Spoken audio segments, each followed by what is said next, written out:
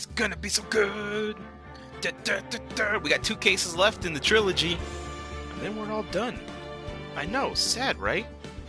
We did it. We're actually completing a trilogy, and then we're gonna do the Zero Escape series. So don't be too sad, because there is still good stuff coming. It'll depend on when I can get a hold of it, but that's neither here nor there, and that's not today. So there.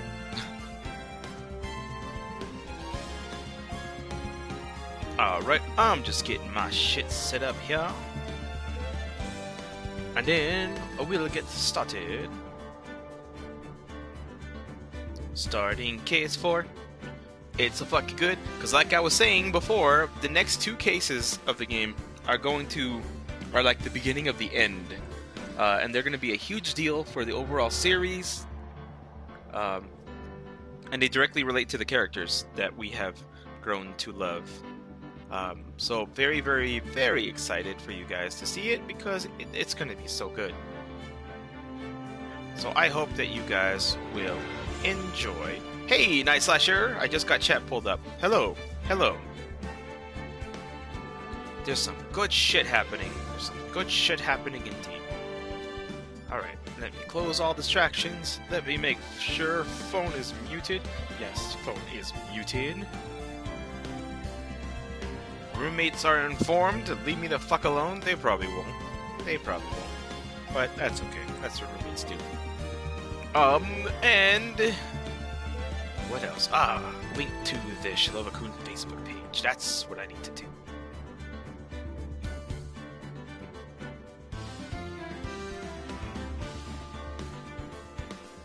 Oh my god, the YouTube page is frozen. Stop that.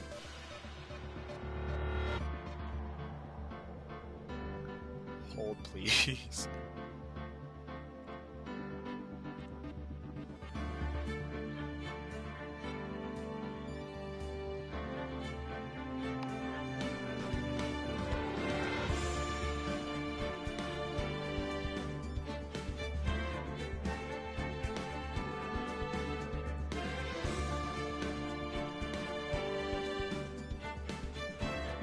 Still frozen. Okay, good. Good. Hold please. What is going on, laptop? Come on.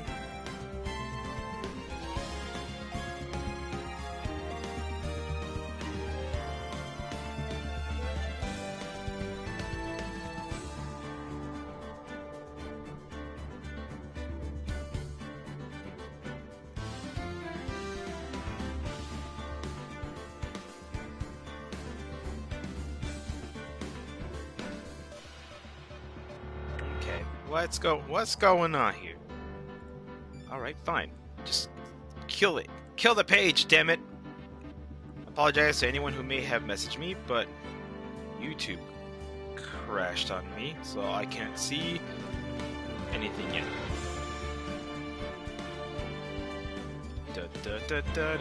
Well, this is a rough start. All I was trying to do was share the link to the Shilova-kun Facebook page. That's all I wanted to do.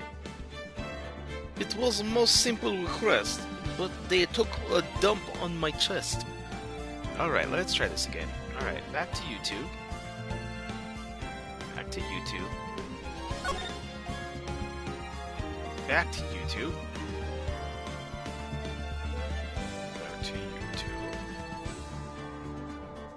To YouTube Studio, where Shilova-kun does all his magics and works.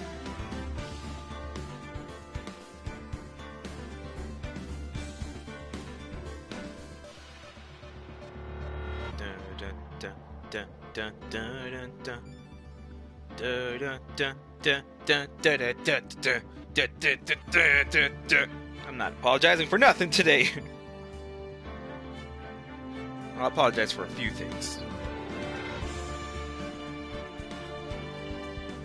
Okay, back in Piranha. Hello. Night Slasher. That's okay. That is okay. You're not missing anything. Me being a Facebook meme lord on my personal account, I'm on it quite often, but that's because my friends need quality memes to keep the depression away, and I am happy to be their supplier. It's a good relationship. There we go. Okay, I just reopened the browser. I am now able to go to Shilova-kun's Facebook page, so I can slap this link in there. So people who may have not, well, I hope everyone has subscribed to the channel by now, but people on Facebook who have not subscribed, maybe they will, today will be the day, who knows? Maybe they didn't ring that bell. They subscribed, but they didn't ring that bell, which is just as bad. Which is just as bad. Anyways, we're gonna see Edgeworth again, so everyone get fucking excited. It's going to be a good day. It's going to be a good day. With turnabout beginnings.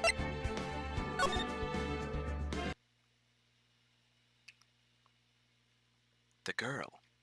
Let her go. Oh, this case is so good.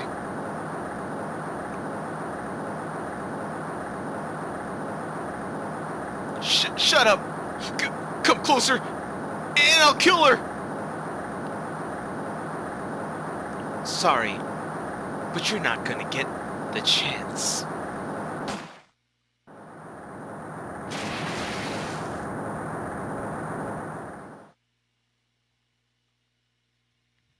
Arc survival eventually, because I need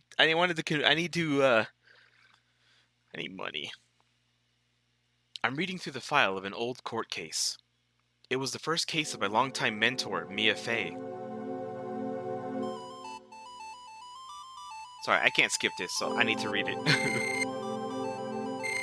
Terry Falls. Charged kidnapping, murder. Sentenced death penalty. Fugitive movements. After escaping, Falls met with, and then murdered, Sergeant Valerie Hawthorne. We captured on Eagle Mountain about 8 hours after his escape.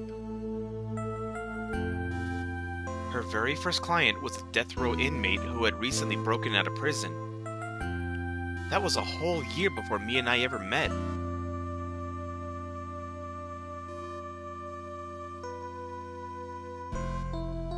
Six years earlier, Mia Fey's first trial.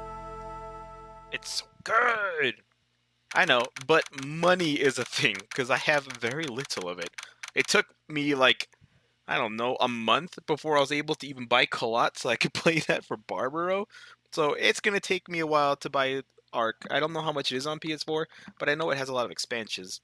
So it's going to take a lot of money. But I have talked to like my bros about playing it, so if we get that going, then yeah, definitely it'll be fun for me to play with my brother, his roommate, and with you. We could have a team of shenanigans going on. Or just you and me, we'll have our own file. But we will see whenever that happens. Call it. I'm so nervous. I feel like I'm gonna die. I never should have accepted this case.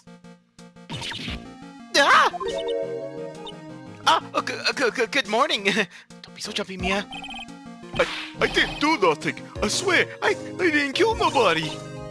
Terry Falls, my first client. Sentenced to death 5 years ago and now a prison escapee. Just relax, Mia. Make small talk and try to relax him. So why did you escape anyway? I'm sorry! I didn't do nothing. I didn't kill nobody. I never lie. I didn't escape from nowhere. But Mr. Falls, the police just recaptured you 2 days ago. Oh, sorry. I told a little lie. Oh boy. But anyways, I didn't do it. I never killed nobody. Sorry for asking, but you're on death row, right? I'm really sorry! They sentenced me to die 5 years ago, but I was tricked, I tell you. That woman, she lied in her testimony. That's why I got the death penalty. I swear it, I didn't kill her. I could never do that. 2 days ago, he escaped from the police wagon when it crashed. Then, about 8 hours later, a policewoman was murdered before the police could recapture him. Why do you believe this guy? Because Mia believes this guy. The police believe that Terry Falls did it. After you escaped, did you meet a policewoman? Yeah, I did. She's the reason I escaped. So that much is true. He did meet with the victim. But I did kill her! She was alive when I left! She was alive! It's true! I can trust him, right? I mean, I should. Oh, shit! You're not gonna figure out the truth just by staring at the guy. You're... Why are you here? I came to see how our little kitten was doing all alone in the big scary lion's den. I thought maybe you'd like someone to play with. Where's Mr. Grossberg? That old man is probably still in bed. I bet he's clutching an empty bottle and mumbling in his sleep. Aren't I good enough? After all, it's me, Diego Armando. I didn't say... So, Diego Armando, the finest attorney at Grossberg Law Office, is here for me? No. You've got it all wrong. Today, you're the finest. After all, it took an amazing amount of guts to take this case. Imagine, an escaped death row convict for a first client. Yeah, thanks. I sure wish I could get out of it, though. Relax. I just heard some good news. The prosecutor for today is fresh out of his diapers as well. Really? However, unlike a certain somebody who I won't mention, he's earned the reputation as a genius since his beginning his law career. Genius? Well, it's about time to head in, kitten. Sharpen those claws of yours. It's go time. A solitary confinement cell for the condemned must be the world's loneliest place. And that's why my client ran away from. That's what he ran away from. Every other lawyer gave up on him. But not me. When I saw those overflowing eyes and heard that simple childlike voice, I just had the feeling that he was telling the truth. He be John Coffey. He didn't hurt those girls. He didn't hurt nobody. He tried to take it away, but he couldn't. All right, give me a second. I need to take me a swig of some water. And Piranha, I already read the previous message. If you missed it, too bad. I already did it. Go back and find it. Remember, Phoenix said Mimi? And I'm going to try not to do too much of the roleplay because I'm going to try to get through the case. But yes, I promise you, I did it. Smack! The court is now in session for the trial of Terry Foles. The defense is ready, Your Honor. The prosecution has been ready for a while, Your Honor. I understand the lawyers for both sides are newcomers. Yes, Your Honor. I'm Mia Fey. This case is a short case, too. This is not your typical Phoenix Wright case because it's a flashback. Miles Edgeworth, Your Honor. Oh, so you're the new prosecutor I was talking about, eh? Look, it's Edgeworth's first case, and it's Mia's first case. This is awesome. I love this case. They say you joined the prosecutor's office at quite an early age. At 20, Your Honor. Guess our little kitten hasn't earned himself much of a reputation yet, huh? Come on, Mia. You can't lose. Not to someone younger than you. Young people running a trial. I'm not too sure how I feel about that. Well now then, the defendant in this case is currently a felon on death row. 2 days ago, he escaped from a police wagon. Is that correct?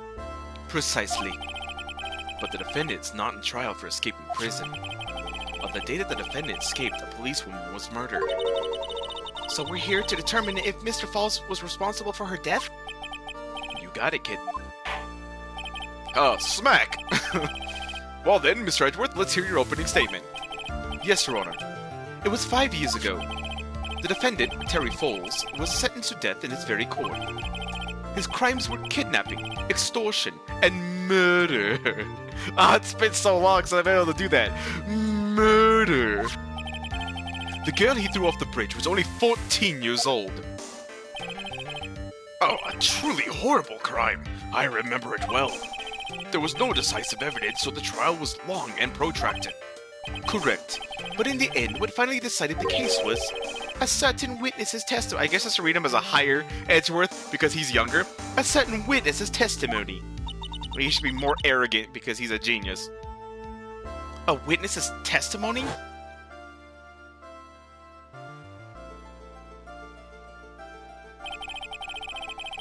Also, if you guys have been paying attention, and if you guys remember stuff from the first case, the first two cases of this, first case, when I played Mia before, you guys remember stuff about that, and one of Phoenix's first cases and stuff. There's a lot of connections you guys can start putting together about several characters in this case already. If you can't, I can't help you. You should have been paying attention. But if not, then sit back and buckle up, because your nuts are about to be blown off by awesomeness. And the guinea pig's laying on your back? That's adorable. I love that guinea pig. The testimony of Detective Valerie Hawthorne, the person who confronted this criminal. She arrested Mr. Foles at the scene and later testified against him. She said that she witnessed Mr. Foles throwing his young victim into the river.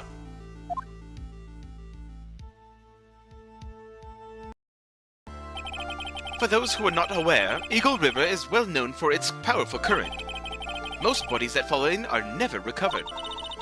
So Miss Hawthorne's testimony was the one that put him away. That policewoman you just mentioned, that wouldn't be... Exactly, the victim, the same woman that was killed 2 days ago. Police Sergeant Valerie Hawthorne. Oh, I see. The man who was sentenced to death based on her testimony escaped 2 days ago, with only one thing on his mind: to take revenge against the woman who convicted him. Oh, the truth is becoming clear to me now. Huh? Yes. Schmack. It's quite obvious that the defendant's guilty. Wait a minute! That's not right! At least hear the case before you decide on the outcome, Your Honor. Watch yourself, Miss Faye. I'm not sure if I care for your word choice or your tone of voice. Young people these days simply don't know how to respect their elders. Why, you're even younger than me, you hypocrite! Smack. Now then, Mr. Edgeworth, please call your first witness. I didn't mean to go full British with him there. I called the detective who was in charge of the initial investigation of this case. Ah, look, it's a young Gumshoe, but he looks the same. He's got a better coat, I guess.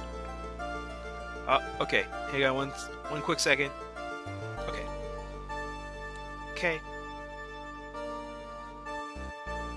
Witness, state your name and occupation. Gumshoe! Dick Gumshoe! I'm the homicide detective in charge of the case, sir! I finally got promoted to the detective division half a year ago! I don't believe anyone asked you about that. Hey, ma'am! You got any idea how much work it takes? What is it? You're really gorgeous! Excuse me? No, seriously! My heart, it's aching for you.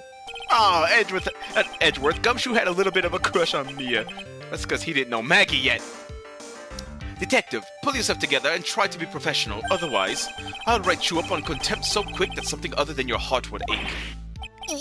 Oh, okay. I got it. Smack. Now then, detective, tell us about the incident. Oh, yes, sir. Right away.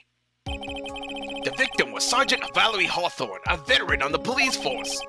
She was stabbed in the back with a knife and died from excessive blood loss. That much is already stated in the autopsy report. The court would like to hear more details about the incident itself. Yes, sir. I gotcha. Okay, let's look at this aerial map of the area here. This is a sketch of Dusky Bridge, an old suspension bridge. And the river that runs under there is Eagle River. The victim and the defendant met there, on top of the bridge. After stabbing her in the back, the killer carried the victim back to his car. He was recaptured at a police checkpoint when he was trying to make his getaway, sir. I see. Dusky Bridge map added to the court record. Bridge located 40 feet above the Eagle River. Was the victim's blood found on the bridge? The victim, Sergeant Valerie Hawthorne, was wearing a thick coat, sir. Unfortunately, no traces of blood were found on the bridge. Mr. Edgeworth, I warn you that I absolutely despise conjecture. If there was no blood on the bridge, then you have no proof that they even met there. Your Honor, if you would listen to the testimony we have prepared, I'm sure you'll be convinced. The two of them most certainly did meet on the bridge that day. Why, Mr. Edgeworth? I'm not sure. I like you wagging your finger at me as though I was some hoser. Detective, proceed with your testimony. This judge is so honorary, so opposite of the other one. Jeez. So much younger. Remember, he's even dumber. If that could be possible. Yes, sir. Here we go, Mia. Hang on. I know he's not as depressed because nothing bad's happened to him yet, so he's really excitable. Okay, now, listen carefully, kitten. If you guys don't know who this guy is yet, I can't help you. One little mistake, and this guy will drink you for morning tea. Trust me, get ready. But even if you know who he is, you're like, what the fuck? How? What? So many questions, right? Yep. On the day of the incident, an unknown person phoned the sergeant and asked to meet. Sergeant Hawthorne went to Dusky Bridge at the designated time and met with Mr. Falls. And that's where she was brutally murdered, sir. The criminal stuffed her body into his car trunk and tried to make a getaway. Mr. Falls was arrested at a police checkpoint we set up at the base of the mountain.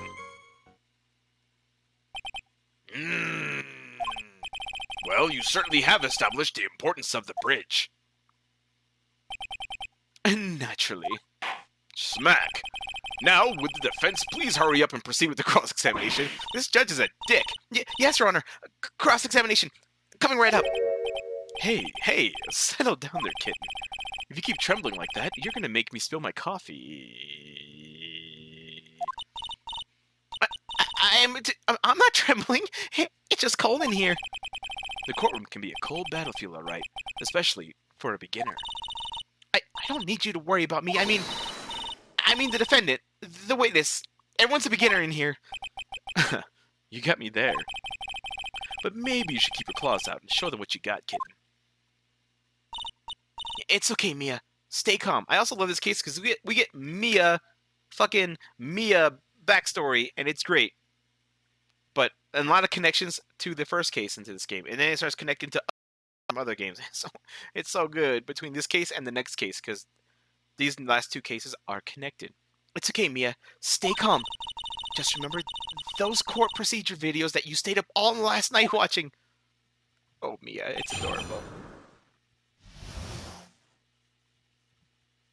They don't even know. They can't comment on him, Piranha, because they don't know him. I'm a true believer in like good RP, and if I'm gonna roleplay, then I have to roleplay. You can't meta game. They can't say something if they don't know it yet. They don't even know him yet. So maybe once they know him, they'll agree. Because young Mia would be like, all I know is that he just hit on me, and I don't like that. It's like, well, I'm sorry. You're just really pretty. I was like, can we get on with the show, please? On the day of the incident, an unknown person phoned the sergeant and asked to meet. This unknown person, you have no idea who it might be, right? Well, sorry, but I'm afraid I do. What? The one who called Sergeant Hawthorne was the defendant, Terry Foles. What? The defendant? The defendant called her? Sergeant Hawthorne was a very thorough person, sir. She left a note about her phone call with Mr. Foles. A note? Yeah, a top secret memo that she left in her desk. Victim's note. Confidential police materials written by the victim. Did it crash on you? Well, it crashed on me earlier, so I think it's just a thing that happened. What'd you miss the last minute? Just me ranting about how much I love this game and the connections of the two cases and stuff about Diego Armando and yeah, you didn't miss a whole lot. Just me and my love for everything in this case. Okay, give me 1 second. Sorry, I'm like running like 50 things here. Which I shouldn't do while I'm streaming, but I needed time to do it. It was either that or don't stream today. According to this note, it seems that the one who called her to the bridge was indeed the defendant, Terry Foles. Whose bright idea was it to keep that note from me? Looks like the judge is even more sure of his verdict now. Listen up. Never ask a question if you don't already know the answer. It's that detective's fault. He's the one that said unknown person. Hey now, don't make that face at me. I just said it that way because the prosecutor told me to. Was that a trap? With that cute face, I didn't expect him to be so sneaky.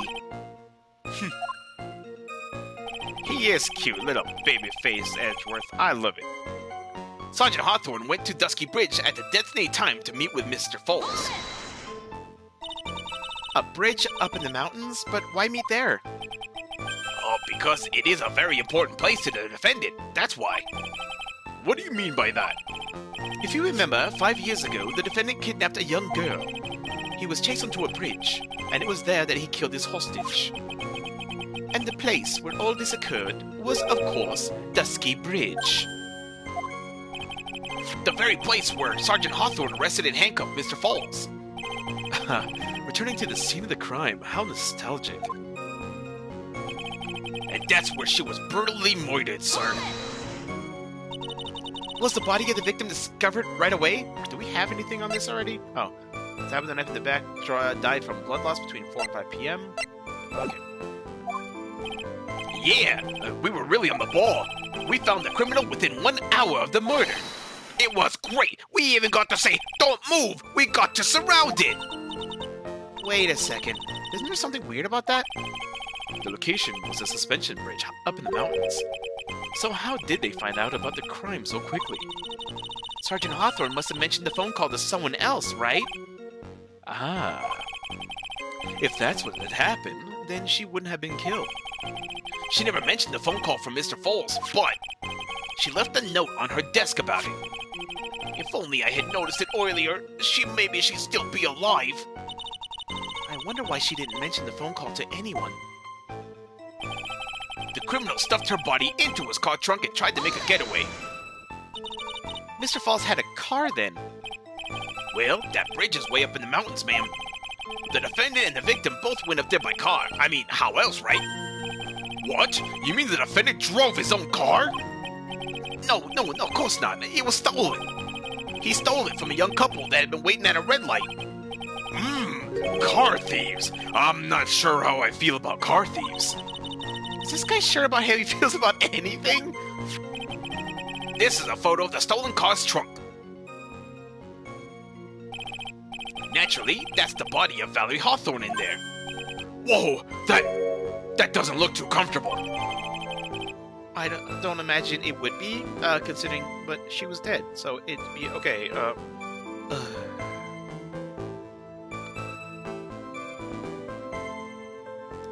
Sure, Parada. Just remember, I'm taking my time with it, because I need to get through this case. This case is short, and we need to get to the next case, because it's so good. It's so good. The victim, she was stabbed in the back, correct? Yeah. For some reason, men always seem to get stabbed in the back. We're talking about a woman here?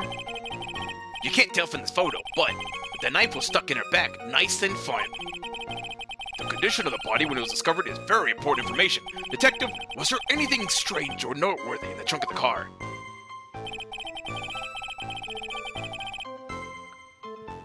False time portal used for practice summoning. What the fuck? At least I know how to summon those. Summon those what? What are you? What are you summoning? I'm so confused. Since when could your character summon portals? I mean, he did fight demons though. Mia's like, I wish I could summon a portal to get me the fuck out of here. It's like, a portal? I don't know how I feel about a piranha plant that can summon portals. Then Gumshoe's like, hey, that's a pretty neat trick, pal. But don't be using it for no crimes. And Edgeworth just stood there. I don't see anything strange, do you? Anyway. I don't like that. But I don't have anything I can present. Confidential police materials written by the victim. 4:30 p.m. at that bridge. Wear white scarf for identification. Talk to Dahlia? Tell her this time. The truth must come out. Dahlia? That sounds familiar. Where have we heard that name before? I don't know. Objection! Anyways. Witness!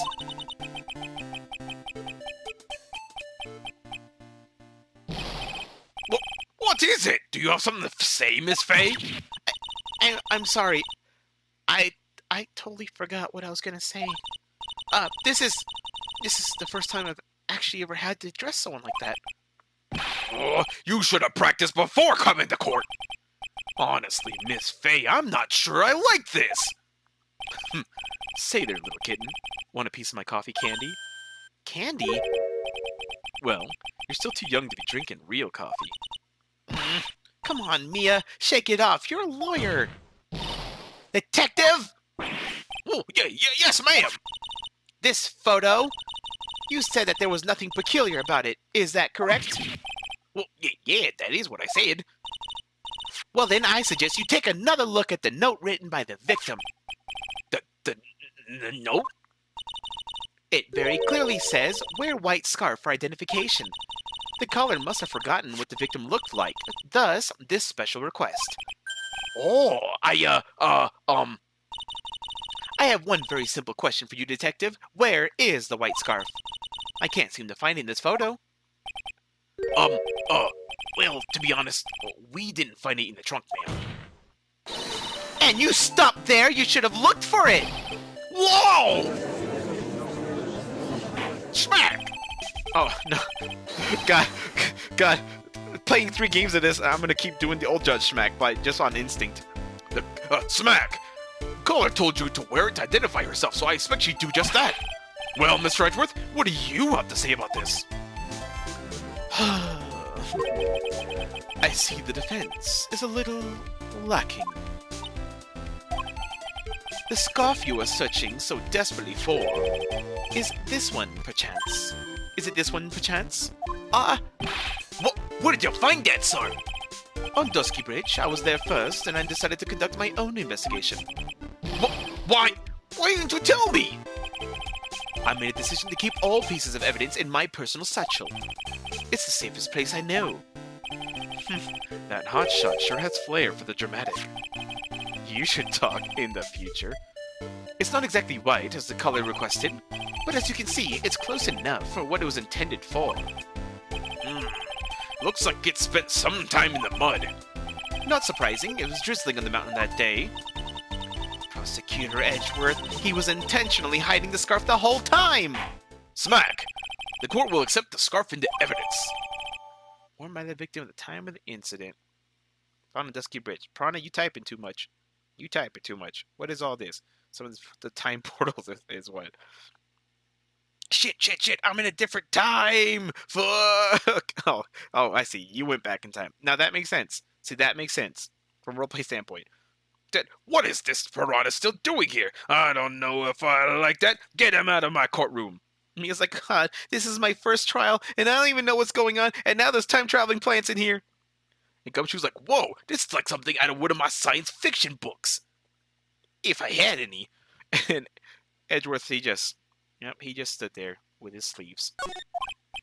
Now, if the attorney for the defense has finished embarrassing herself, like that, I'd like to move on with the testimony. That is all right with you, isn't it, Miss Faye?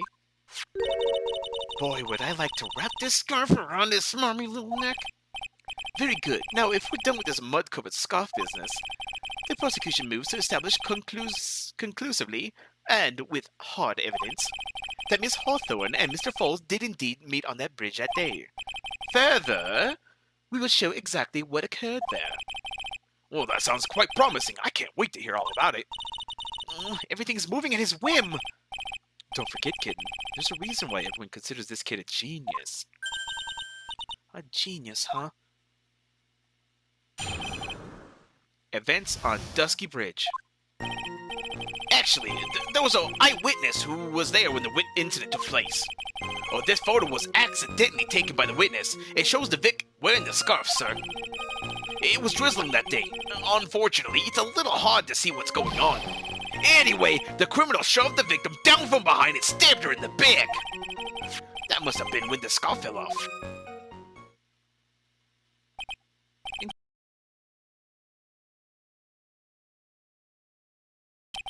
You really get the sense that this bridge is very high up.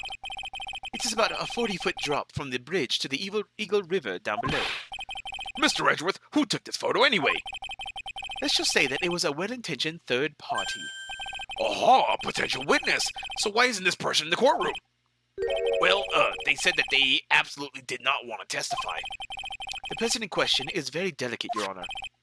Besides, as long as we have this photo, we have no reason to compel them to testify. I'm not sure how I feel about that. Rhonda, I'm going to have to take breaks between reading your paragraphs. So, as you can see, Terry Foles had both the motive and the opportunity. I think it's quite clear at this point what happened on the bridge. Aha! The truth is becoming clear to me now! Huh? Smack! Yes, it's quite obvious. He's clearly guilty. No, not again. That's not fair! I haven't even done my cross-examination yet. What do you mean,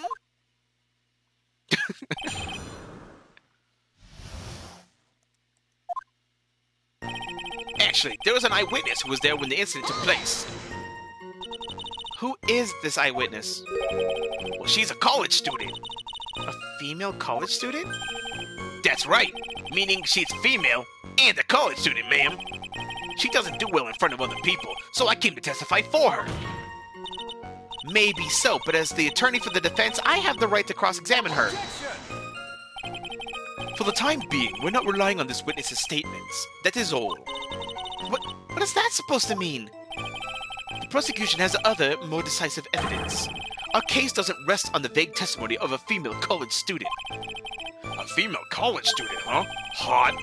It must mean, it means that she's female and a college student, sorry. If you absolutely must hear her testimony, you'll have to give us a good reason why. Please tell us more about the more decisive evidence in question. Oh, this photo was accidentally taken by the witness. It shows the victim wearing a scarf, sir. The victim is wearing a scarf in that photo, alright. So, about the witness who took this photo, what was this person doing all the way in the mountains? Well, she was taking photos of wildflowers, apparently. There are many unusual types of flora on that mountain, Miss Faye. People in the area say it's because of the spirits that live there. Spirits? Well, now that you mention it, this photo, this cloudy fog-like thing, well, is it a ghost? I don't believe it. No, Your Honor, no, I don't think it's a ghost. It was drizzling that day. Unfortunately, it's a little hard to see what's going on. Drizzling? Huh. That's right, there was a light rain coming down. The whole place was dreary. But not as dreary as the mood that's in this courtroom right now.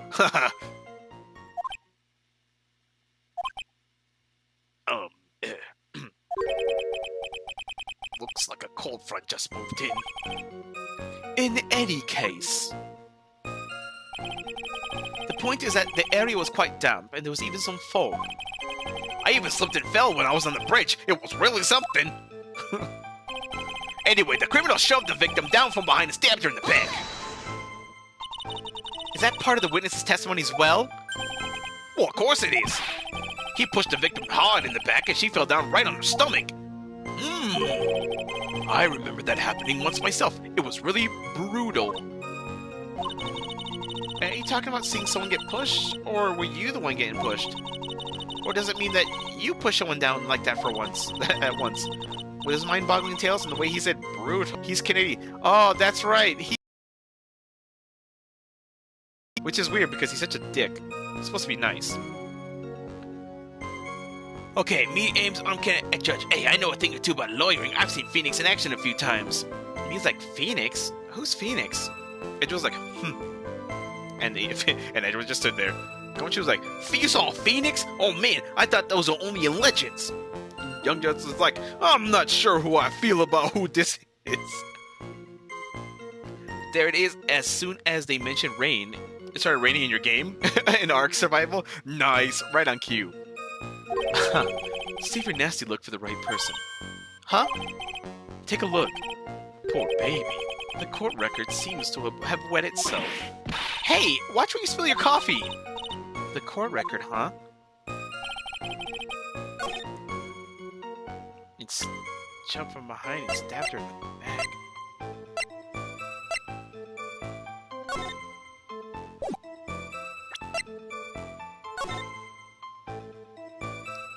Her coat doesn't look wet there. Not sure if that's going to... mean anything. Also, if you push her down from behind, she would have ran the other side of the bridge. And the other side of the bridge was impossible because the bridge is broken, right? Yeah. She wouldn't have ran that way. She would have ran towards him. So there's no reason that he would have done that. So that has to be bullshit. Oh, that's not it. Your Honor, what do you think of the witness statement? I don't think anything of it. How about you? I don't think anything of it either. Then we don't have a problem. But we do have a penalty. I guess we do have a penalty, eh? If there wasn't a problem, couldn't he just let it slide? Okay, you didn't like that? Sure, fine. You didn't like that. That's not fair. Why did you get mad at me? It was good. It was... The map? Oh, no. Oh, no. No, no.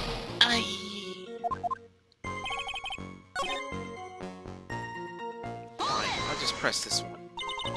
So, in other words, there was a struggle between the criminal and the victim, huh? That's what the witness said. Well, looks like she didn't remember about the scarf. But from what she said, it sounded like a pretty violent fight, ma'am. The area was wet from rain. The bridge was probably wet too, which would explain why the scarf was covered in mud, but there's something about this testimony that's still bothering me. Talk about a surprise. I had no idea there was a photo. So what do I do? You really still believe him? Mr. Crybaby, I mean. Of course I do! So the little kitten believes in fairy tales, huh? Well, in that case, the answer is obvious. If what you believe is the truth, then that means that somewhere, hidden in that testimony, is a contradiction. One huge contradiction waiting to be discovered. That's your chance. I know what the contradiction is, but I don't know how to show it. This is my first case.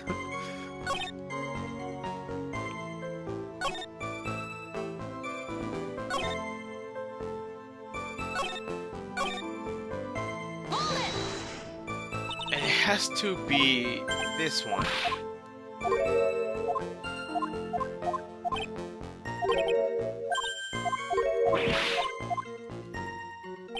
Basically gave me the answer there.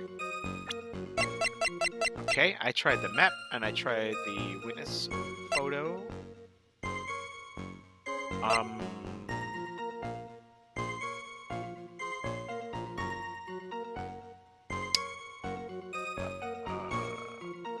The crime photo? I don't think I've tried the crime photo. Oh, it's the crime photo. Fuck you, game! So at the time of the crime, there was a light drizzle coming down, correct? Yeah, and fog too. Just a generally soggy atmosphere. Is it because she isn't wet? I said that earlier. Well, I have evidence that doesn't go well with the foggy atmosphere. But this is a photo of the victim's body that was found in the car trunk. I'm gonna try to read a more Canadian, if I can. Considering the conditions at the scene of the crime, something isn't right. Smack! Well, by all means, please enlighten us as to what isn't right. What is it about this photo of the trunk that doesn't fit with the conditions that day? Her titties? Naturally, the answer is right here. The victim's coat? Okay, thank God. The victim's coat? As far as I can see, there's nothing strange about it. That's exactly what's strange. Recall the testimony. What were the conditions of the bridge that day? It was drizzling and foggy. Dusky bridge was all wet. If the victim really had fallen down on her stomach on top of the bridge, then the front of her coat should have been covered in mud. Oh, that's exactly right. The other day I fell in the muddy street and my gorgeous playoff beard was befouled. I do admit that the crime scene... Oh, I do admit that the crime scene was quite wet that day. However, that doesn't mean that the top of the bridge itself was muddy. If your owner had fallen in the shower instead of in the muddy street, your glorious hockey beard prior to the legal league would be wet but not muddy. Fortunately, I have yet to test that. Still, your point is well taken. Can you prove that the surface of the bridge was muddy that day? The surface of the bridge? Huh. Huh. A real man wouldn't stand for a taunt like this. Neither would a real woman. Of course I can. Here's the evidence that proves the surface of the bridge was muddy. It has to be the scarf. There's nothing else I can show. The evidence is this scarf. Oh! It should be obvious. If the scarf fell into the bridge and got this muddy, it means that the bridge was obviously covered in mud. No, I cannot be outwitted by this novice bimbo. Hey, same to you, buddy. Smack! Miss Faye's assertion makes perfect sense to me. I do admit that there appears to be a contradiction between the condition of the victim's coat and her scarf. However, the real question is, why is there a contradiction? Huh? For every contradiction, there exists an explanation. Let's look at what the explanation in this case may be, shall we? Alright. It's not like he's really giving me a choice here. You're doing pretty well for a little kitten. Mr. Armando? No matter what he says, a contradiction always comes down to a lie. It's either the victim discovered in the trunk, the witness's photo showing the defendant and the victim, or the witness's testimony that stated that she saw the moment of the murder. Just relax. Think it over. It's pretty simple, isn't it? There's only one of those three things that we don't have. The false evidence. It's one of those three. Smack! What you just said right now, I'm not sure I like that. That wasn't me, Your Honor. It was the coffee aficionado over here that said that. This court is not in the habit of accepting false evidence, you know. Blame it on him, Your Honor. He's the one trying to slip false evidence into the court. Just like Manfred von Karma taught him! But we won't let him. We'll expose his evidence as the flimsy scam it really is. Yes! The false evidence in this case is the witness's testimony. It's the only thing we can't prove. We got two photos. It's a no-brainer. Obviously, it's the witness that's suspicious. During his earlier testimony, the detective pointed out a crucial fact. The criminal shoved the victim down from behind and stabbed her in the back. Now, is that testimony exactly what the witness claims to have seen? Yeah, that's what the witness told us. That testimony is filled with holes. After all, the victim's coat isn't dirty at all. That's true. It's not just true. It's a truth. If there really was truly decisive evidence in this case, I'm certain that boy wonder over there would have called them in the first place. Your Honor, the defense requests to cross-examine the eyewitness. The testimony presented so far is not only vague, but contradictory as well. Smack! Smack, smack, smack! Well, Mr. Edgeworth, it appears that we'll need to hear from your mystery witness after all. You should brace yourself for the brutal truth. Your Honor, the prosecution has no intention of hiding the witness from the court. We are prepared to present our witness at any time. Very well. Please bring forth your witness at this time. What Mr. Edgeworth said kinda worries me. What does he mean by the brutal truth?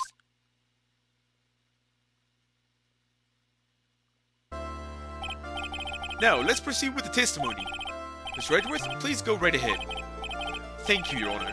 The prosecution summons the woman who saw the events that day with her very own eyes. This is it, Mia. The battle begins here.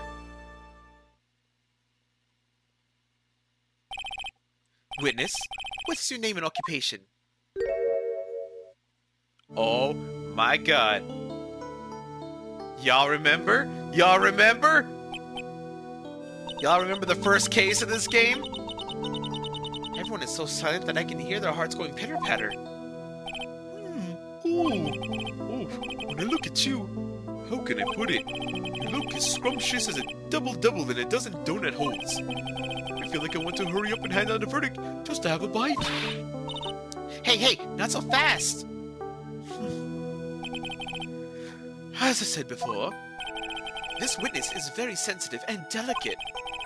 I would ask the court to please exercise care when addressing her. Yes, indeed. Thank you, Mr. Edgeworth. You are a true gentleman. Miss Faye, you could learn a lot from this man. If he's such a gentleman, he sure doesn't act like one to me. Sir? Yes, my dear. This is my first time, so I'm sure I'll make a lot of mistakes. Anyway, I just wanted to say I'm sorry for all the trouble I might cause. Oh, not at all. It's no trouble at all. Now then, may we please have your name and occupation?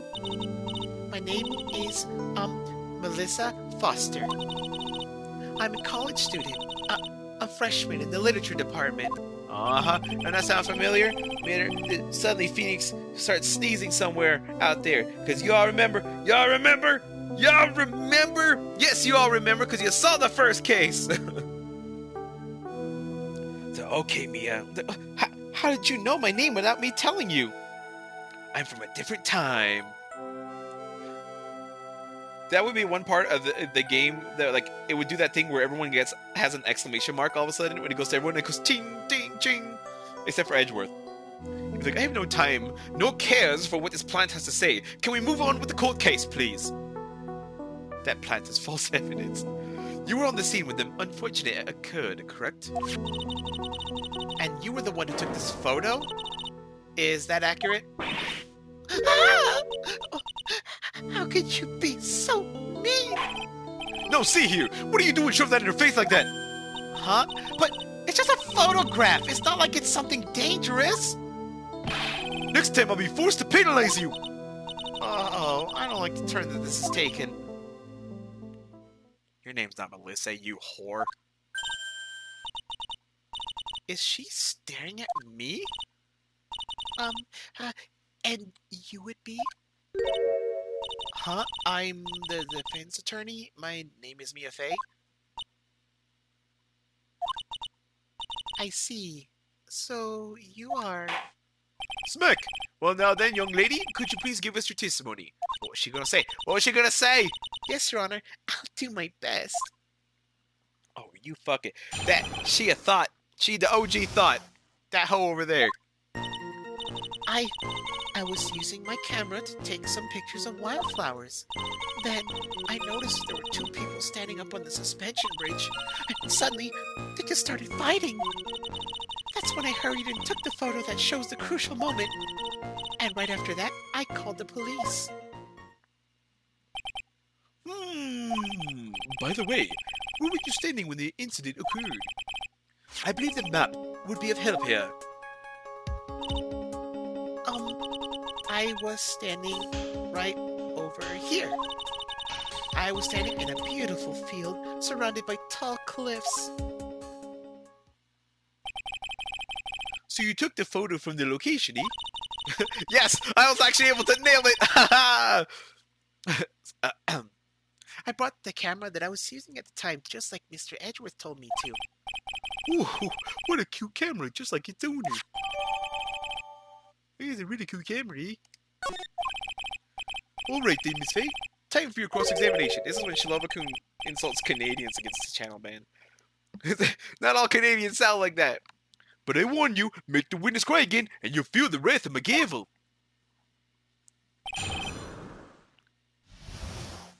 You ho.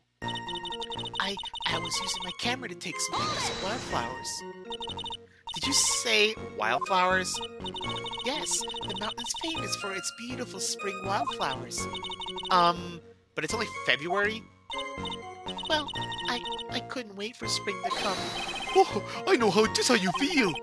It's just like when I first started growing this glorious beard of mine.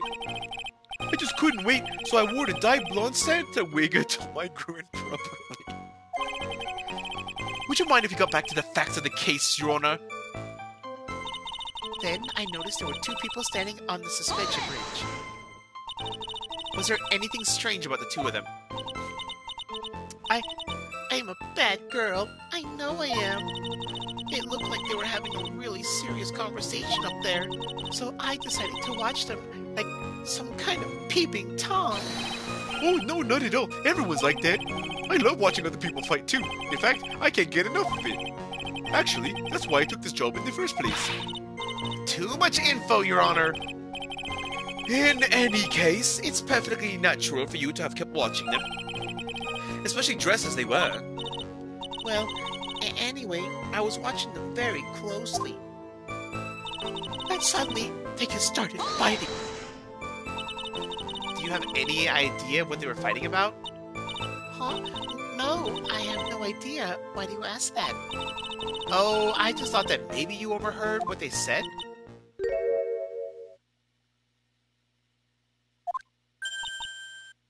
Oh my god, this bitch. I would never eavesdrop. I've got more class than that. That's right, Miss Faye. Don't drag the witness down to your level. That's when I hurried and took the photo that shows the crucial moment. Why did you take a photo? Well, the two of them were really going at it. Ever since I was a little girl, I always wanted to be a news reporter. I guess that part of me just kind of took over. Smells like a lie to me. Yes, I understand completely. Even now, I can't completely abandon my boyhood dreams. I still use my grandson to test my comedy routines on. So he wanted to be a comedian, huh? Not that it has any bearing on this. All I could do was use my camera, so I took the photo of the crucial moment and gave it to the police. And right after that, I called the police.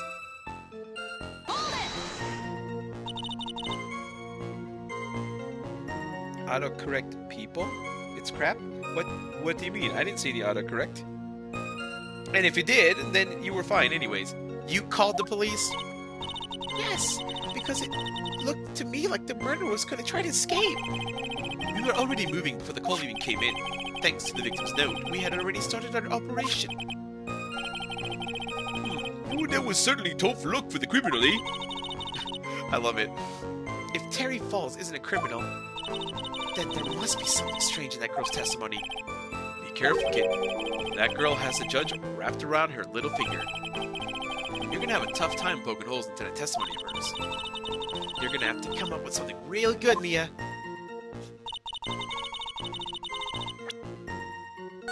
I'm gonna save. I'm actually trying to do this case without the facts. So I'm trying to not die. Trying to not die. Okay. Flower, there was two people in the cemetery, and suddenly they started fighting. Oh my god, I took the photo, showed the crucial moment right after I called the police. Like, seriously. No, she's not a valley girl. Witness with this small but powerful model. What is this photo?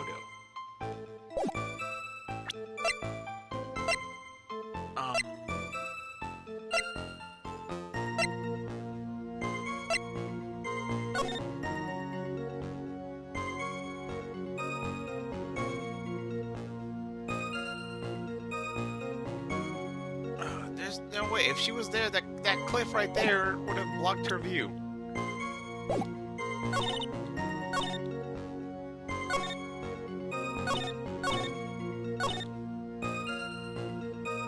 Okay, let's see if... God damn it!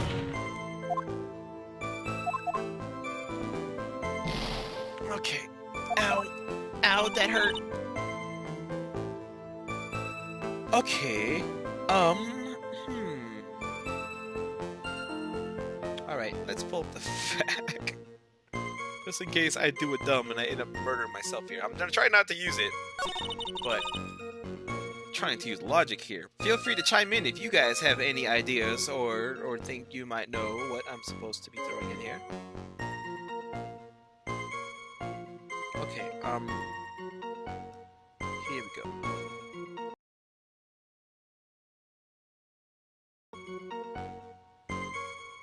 Yeah, this case is super short because it's actually just it's just 2 trial parts, and then that's it. So,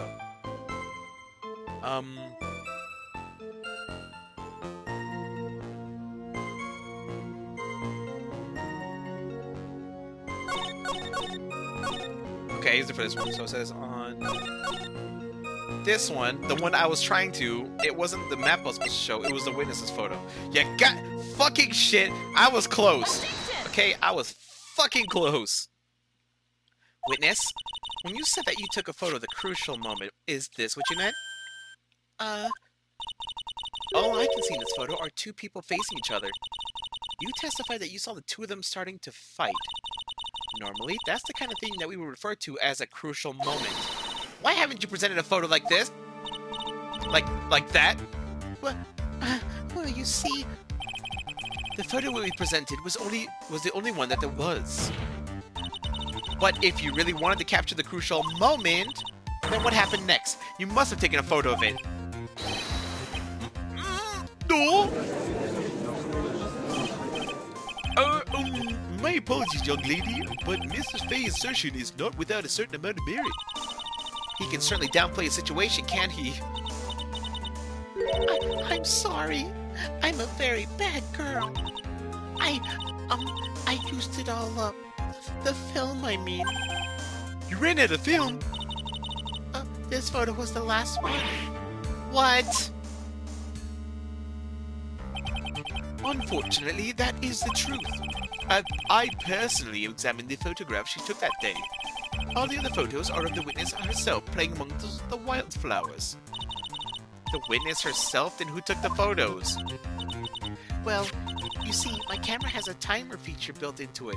We didn't have selfies back then, kids. Not back in the 90s. So, you took photos of yourself? I remember taking some photos of myself once too.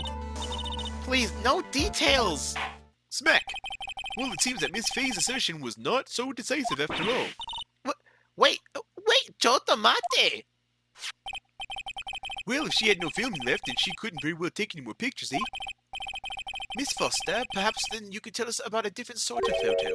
Photos of the incident that you took with your very own eyes. Mr. Edgeworth? You're quite the poet. Smack! Well, very well then, let's get back to the cross-examination.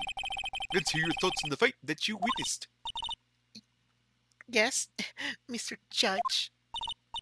Boy, this guy is really a sucker for sweet talk. It looks like the other kid in the room is the one that's getting all the attention. Yeah, it's sickening. You can call Phoenix for his phone still only applies to my time and forgot to turn off the speaker so Phoenix might and Pearl all say where he thoughts out loud. He's like, what? Where did you go? You were like here, and then you went into like this weird circle thing, and now you're not here. Maya's like, I tried to tell Phoenix you were time traveling, but he doesn't believe me. Are you doing okay? Make sure you eat, honey. And Pearl's like, wow, that was super cool. Do it again. Do it for my birthday. I was using the camera to take some pictures of wildflowers. Did you say wildflowers? Phoenix is like, why does that voice I hear in the courtroom sound so familiar? Yes, the mountain is famous for its beautiful spring wildflowers. But it's only February. Wait a second. Wait a second. Did we not just... Oh, did she? Okay. There was addendums. Tried to win away, but... Well, that's bullshit already. 10 yards? Okay. I know what I have to present. I'm just not sure. It's got to be the bridge map. Because that's what I was trying to show last time, that she tried to run. She would have fallen.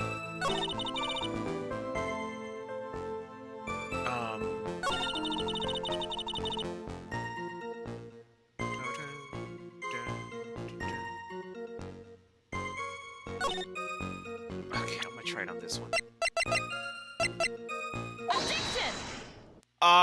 Yes! Witness, your testimony's a joke! Huh? What? But I just... Miss Faye, I thought I warned you not to make the witness cry. Bitch, please. One short testimony and two bad contradictions? There's no possible excuse. Did you say there were 2 contradictions? It's simple. Just take a look at the diagram of the area. According to her testimony, the two of them were in the middle of the bridge. But if they were, and the victim turned around and tried to run, well then, She would have hit a dead end. you said 10 yards, but she could have even ran 5, because Dusky Bridge is collapsed on that side. Ah! Yeah! What does all this mean? It's very simple, Your Honor. This charming little witness told a charming little lie. That's all there is to it. Ooh, this beautiful young lady's been lying to the court? Just a moment, Your Honor. Mr. Edgeworth? Your Honor, allow me to personally apologize for the confusion. What do you mean? Well, there's one major mistake in this diagram. What did you say? What are you referring to? It's all because this diagram was made after the incident occurred. It's a very old bridge. We couldn't find any official blueprints of it. So you're saying... I'm saying that even though this bridge is currently in disrepair, there's no evidence that can prove that the bridge was broken during the incident. That's ridiculous! You can't actually tell the condition of the bridge from this photo. I apologize to the court for not being more clear when I presented the evidence.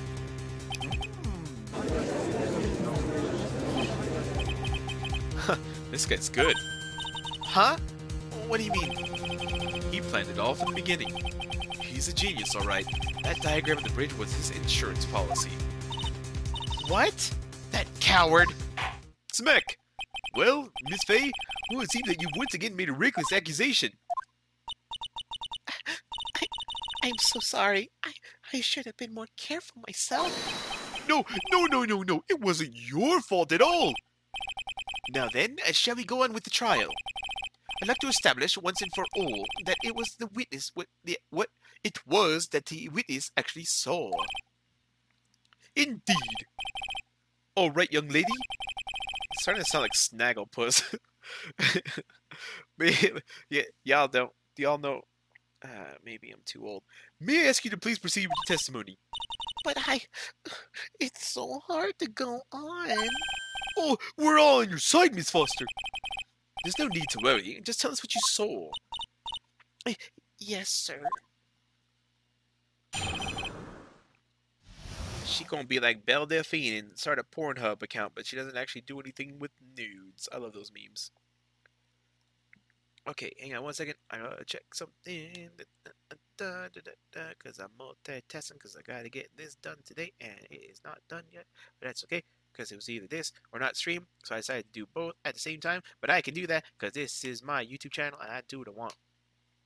Do what I want. Phoenix, I entered a time portal. Now I'm in Mia's first ever case. Also, the shape of the portal of a clock, you idiot. It's like, what? Wait, Mia's first case? Mia's there? Could you say hi to her? Mia's like, big sis? Aw, tell her to say hi. I hope, well, there's so much I want to say. Oh, and then everyone gets the feels. And Pro's like, you mean Mystic Mia? Cool, I want to meet her. But they can't, because that would retcon the whole series, because they can prevent her murder. And I will not allow that, because her murder needed to happen so she could Obi-Wan Kenobi with Phoenix. After he stabbed her in the back, he quickly picked her up in his arms. Then he carried her over to the car. I suppose that was the only way he could make sure the body stayed hidden. He couldn't just leave the body on top of the bridge. Oh, I'm sorry. I'm only supposed to talk about what I saw. Oh my god. It hurts me to read her. I have cavities. Witnessing such violence must have been difficult. Yes, sir. I'm still shaken up. If he accepts his testimony as it is, we're finished. Don't say that. Oh well, maybe I'll stop off at my favorite cafe on the way home. They make a really great mocha latte. Man, I love me some mocha lattes, so let me tell you. This trial isn't over yet. That's what I like to hear. All right, Miss Faye, your cross-examination, if you please. This contradiction is staring you right in the face, Mia. Go on the attack. Rip this bitch to shreds. Grrr. I am woman, hear me roar. Are you saying that the victim didn't fall down on the bridge? Actually, Of course she didn't fall down on the bridge! If she had fallen down, this photo wouldn't make any sense. If that were the case, her coat would have been all muddy. If you don't mind, I was asking the witness. No need to be so rude. Well, young lady? of course she didn't fall down. The man in the prison uniform grabbed her before she could.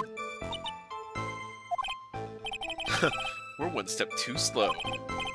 And then, what did the defendant do after that? Then he carried her over to the car. You personally witnessed that. Yes. Did anything strange happen when he did that? Well, I don't know if you call it strange or not, but that's when the victim's scarf fell off. You mean this scarf? Her words match what we found at the scene. I don't see any problem. I suppose that was the only way he could make sure the body stayed hidden. That's bullshit. You could have just kicked the body off the bridge. You mean the defendant carried the body all by himself? Yes. Considering the size of the defendant, I don't think it would be difficult. Yes, but let's remember, they were on a narrow bridge that was ready to collapse. Is it even possible for him to carry the dead body on the bridge like that? Well, the fact of the matter is that he did. That kind of talk is just silly. Wow, why do you get so emotional all of a sudden? Miss Faye, if you think there's some other possibility, please share it with the rest of us. Was there?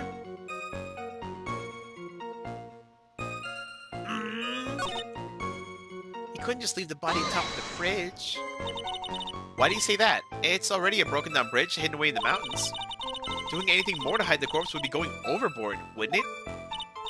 Yes, but that mountain is famous among hikers. A surprising number of people go up there. But it's February, right? And it was raining that day, correct? There's also a small temple and a channeling dojo there. You know those monks, they just love cold, isolated places. I think the witness is trying to say that the corpse could have been found at any time. Besides, the witness is merely reporting what she witnessed with her own eyes.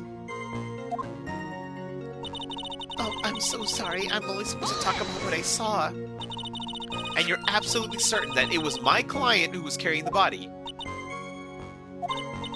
Well, he was wearing a prisoner's uniform, but as for his face... You're saying you didn't get a clear look at his face? Well, they were far away and it was raining as well. I thought I was only supposed to say exactly what I saw. Excellent! You're a remarkably honest young woman. Something about this testimony's bothered me, but what? Hey, kid, have you ever put salt in your coffee? No, why would I? Why not? Huh? It may actually go better with coffee than sugar, right?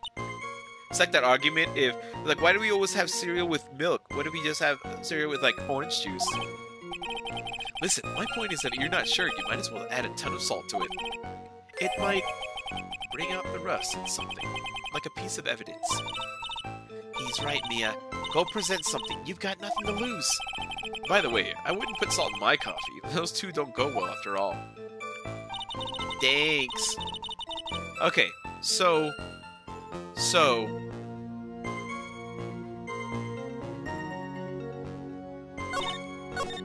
This one. This one.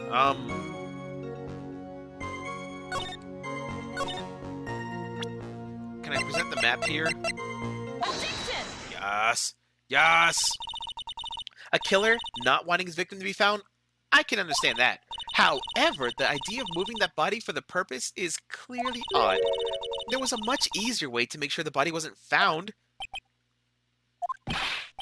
Well, what is it? Take another look at the map of the area and you'll see how. There's a river right below the bridge. Earlier, Mr. Edgeworth pointed out something interesting about the river. For those who are not aware, Eagle River is well known for its powerful current. Most bodies that fall in are never recovered. Ooh! In the kidnapping case 5 years ago, the victim's body was carried away and never found. If 10 murders were to occur at that same spot above Eagle River, you can bet your boots that every other killer would have tossed the body into the water. Smack, smack, smack! Order, order, order! I'm not sure if I care for the way you put that, Miss Faye, but I must admit that it does seem odd not to have thrown the body into the river. Hey! Raccoon! Is that a young Goda? Maybe. Maybe. We're doing, this is a flashback to Mia's very first case. So, and it's got young Edgeworth too, you just in time. I was hoping you'd show up. I was like, man, Raccoon's gonna miss Edgeworth, and you missed young Gumshoe with his spiffy new coat. Really, Mr. Edgeworth? And this is a different judge. He's a Canadian judge. This is Edgeworth's first case too. How sad. Perhaps Miss Faye would do well to try taking a dip into the river herself. After all, you claim to be such an expert in the ways of nature. That's why I'm reading him higher. What are you talking about? My point is that no matter how odd you might find the killer's method of body disposal, the fact is that this is what the killer did. None of your arguments have anything to do with what the witness saw. And look, do you remember this bitch? Do you remember this bitch? Well, you should, because young Gumshoe's rewinding. Fair enough, fair enough. But yeah, if you remember the very first case of this game, you can start making some dank connections. Quite true. Smick, he looks pretty much the same, except his trench coat was new and a different color. And he's happier. Miss Faye, it seems that your assertion is without merit after all. But when what the witness claims to have seen is totally ridiculous. Surely you can't deny that the body was found in the trunk of the car. Well, that's certainly consistent with what the witness has told us. Please, witness, go on with your testimony. I'll try.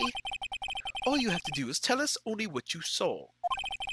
Otherwise, the mean lady might yell at you again. What the fuck?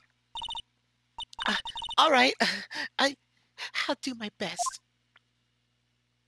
No, it's just his trench coat, which is weird because everyone else looks younger. Like Edgeworth's shorter hair, and Mia looks more youthful too, less wrinkles. After he stabbed her in the back, he quickly packed her up in his arms. Are you saying that the victim didn't fall down on the bridge? Actually, maybe she... Of course she didn't fall down the bridge. If she had fallen down, this photo wouldn't make any sense. I think I read this already. Yep, I did. Yep, okay, I did read this already. But yeah, if you remember the very first case with Phoenix and his girlfriend, and the case that happened, this girl should look pretty familiar to you, and maybe there's a connection. Killer broke into the trunk of the stolen car and hid the body there. So this is revised now. Broke into the trunk of the stolen car and hid the body in there? Hold up. Oh, it does look like it's broken, but...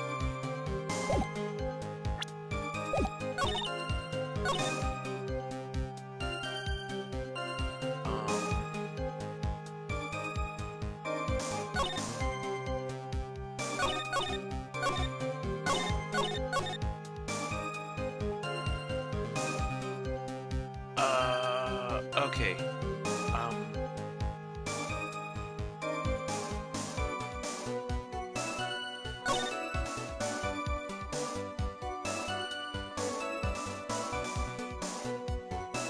But wait, there were no tools. Oh god, I hope this works. Nope, didn't work. No. Oh, we're gonna be right on the edge for the rest of this trial. Okay, it's fine. Everything is fine. Okay,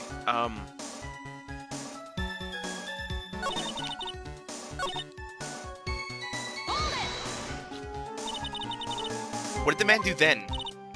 Well, naturally, he got in the car and was about to flee. That's when I came to my senses. I said to myself, you have to call the police. And so that's when you called the police? You're sure that you saw all that with your own eyes? Yes, I'm 100% certain. You couldn't just leave the body on top of the bridge. But also, if you put her body in the car, how did you get a picture of it? There's something fucky here about that. You personally witnessed that? Yes. Did anything strange happen when he did that? Well, I don't know if you call it strange or not, but that's when the victim's car fell off.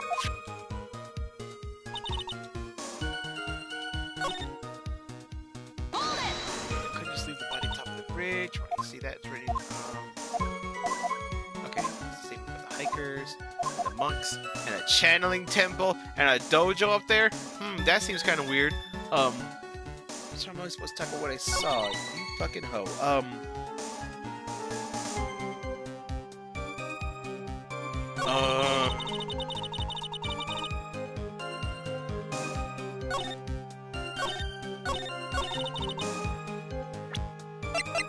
Okay. I use the fact because I don't want to die. It says use the map here.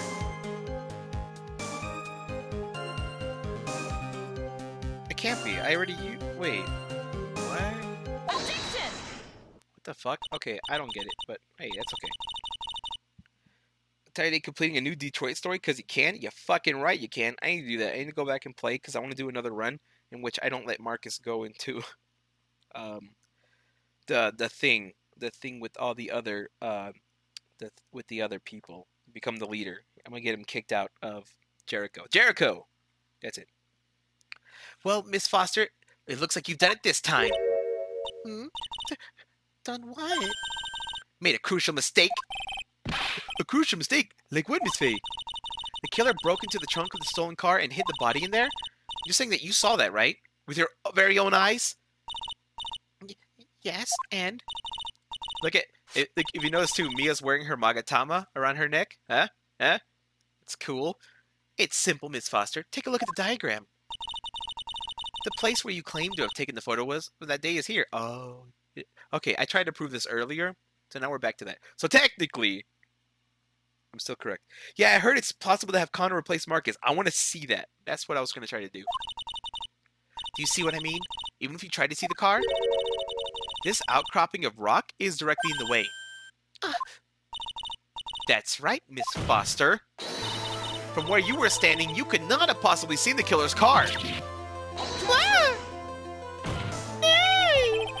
I admit that the diagram shows a large outcropping of rock. However, it isn't so tall that it would stop him from seeing the car. That's right. It's not high at all. I was able to see his car just fine. Bitch, no. I'm so sorry, but that just doesn't wash. I believe it was the witness who presented this as evidence to the court, yes? This is the location that the photo was taken from. Your own photo tells the whole story. You can clearly see the left side of the bridge, but the outcropping that's being referred to is really more like a cliff. Ooh! Your view should have been completely cut off by this cliff, but still you claim to have been able to see the killer's car? No! Smick, smick, smick! Order in the court! What is the meaning of all this ballyhoo? Your Honor, don't jump to any hasty conclusions. The fact is that the escapee fled in a stolen car was reported on the news. After witnessing a murder, I'm sure that you can appreciate that the witness was very upset. She must have heard about the stolen car and convinced herself that she saw it. But she was repeatedly warned before starting her testimony. She was told to testify only about what she saw with her own eyes.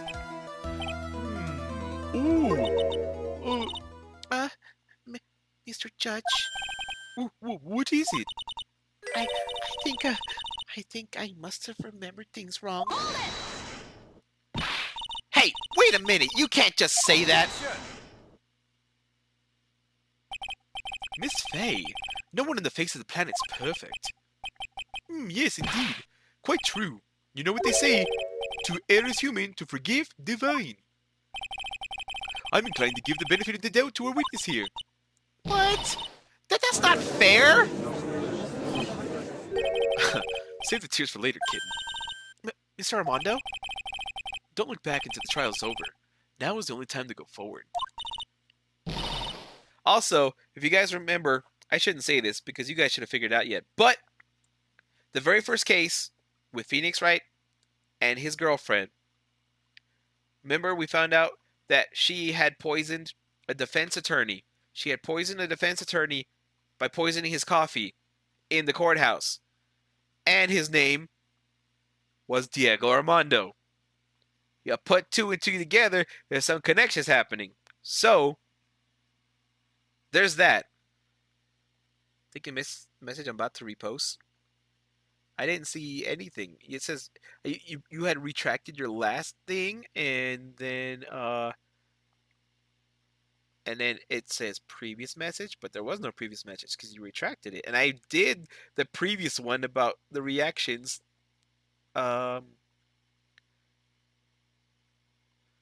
Actually, because the phone was still on speaker. No, that's gonna retcon the whole RP. You can't do that. No, you're gonna break the timeline, Prana. No, you do that in your own. You write some fanfic for that. I will not break it on stream. But that wasn't fair. Okay, kitten, you need to relax. Then you need to remember the other kitten's testimony. The killer broke into the trunk of the stolen car and hid the body in there. So tell me, how did she know that? How did she know that he broke into the trunk? Aha! Well, Miss Foster, until you can explain how you knew that, you're going to have a lot of very suspicious people on this side of the courtroom. Well, witness? Well, I'm certain he broke into the trunk because there were marks left in the trunk lid. I'm certain they were scratch marks from when he broke it. What? Let me see that voodoo. Oh, it's true. These certainly look like scratch marks around the keyhole, eh? It's obvious that this trunk has been broken open. Well, Miss Faye, are you satisfied? The judge is on her side. I can't make any mistakes here. What she just said, is there a contradiction in there somewhere? No. Melissa Foster, it looks like you finally betrayed yourself. What? You said that you were in a field taking photos of wildflowers, but even so, you knew about the scratches? The question is when? When did you get a chance to see those scratches? Finally. I finally got her. I'm getting pretty tired of waiting over here. Then perhaps it would be faster if Miss Faye explained herself. Your Honor, there's only one possible explanation. The reason the witness had seen the scratches was she happened to be passing by. She put the corpse in herself. She's the owner of the car. Ooh, she's the owner of the car. She the owner of the car? Shut up, flat chest. Goda got your ass. Yeah, he did. My chest a bitch got it for her. I love it. Yeah, cause she a hoe. She a fucking thought.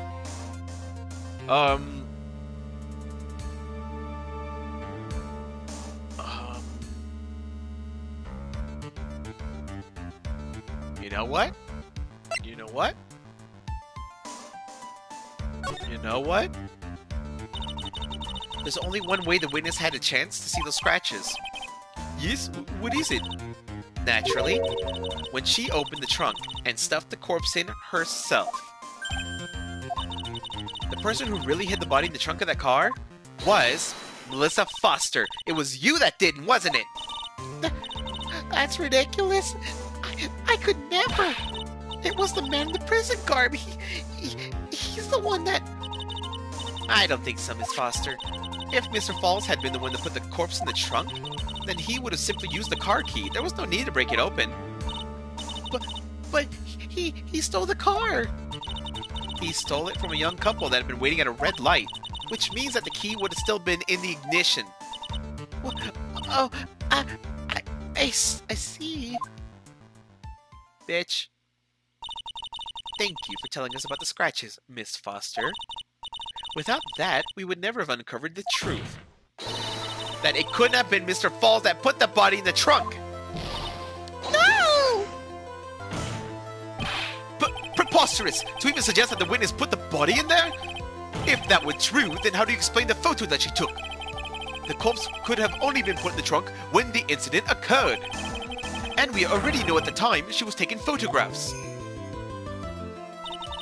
Now's your chance, Mia. Finish this thing. On the contrary, I'm not so certain about that anymore, Mr. Edgeworth. There's no need to think too deeply about it. What I'm saying is that the shutter for this may not have been pushed by Miss Foster herself, because that camera had a fucking timer. Let's take another look at this camera and see what features it has, shall we? It has a timer built into it. Even a mini tripod. Ooh. Why, it's almost as if she had brought this camera just to take this picture. What are you trying to say then, Miss Faye? That when the crime occurred, Miss Foster wasn't in the field as she claimed? Well, if she really did use the camera's auto timer, then the answer is yes, she was somewhere else. Exactly, she was not in the field. Smack! Ooh, would the defense please explain further? Listen, this is a crucial point. Where was Miss Foster when the incident occurred? In answering that question, we'll also make clear Miss Foster's true identity. Well then, please answer this question. Where was Melissa Foster on the incident when the breach occurred?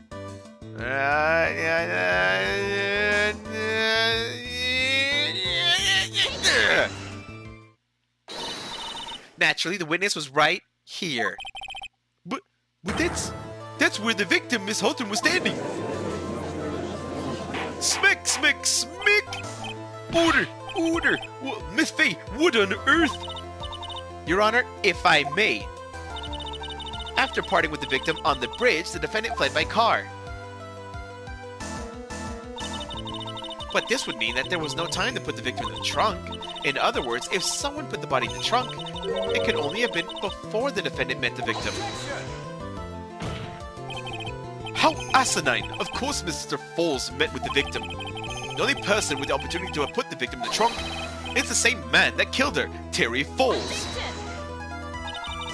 You still don't understand, do you, Mr. Edgeworth? By the time the witness's photo was taken, the victim was already dead. The person in the photo was not Valerie Hawthorne. What? I've never heard of anything more ridiculous in my entire life. Then who exactly is this victim in the photo? It's obvious, isn't it? It's your own witness. What? It's the only possible explanation. The woman that Mr. Falls met on the bridge that day was not Valerie Hawthorne. It was you, Melissa Foster. Me? Let's remember that it was raining and foggy in the mountain that day.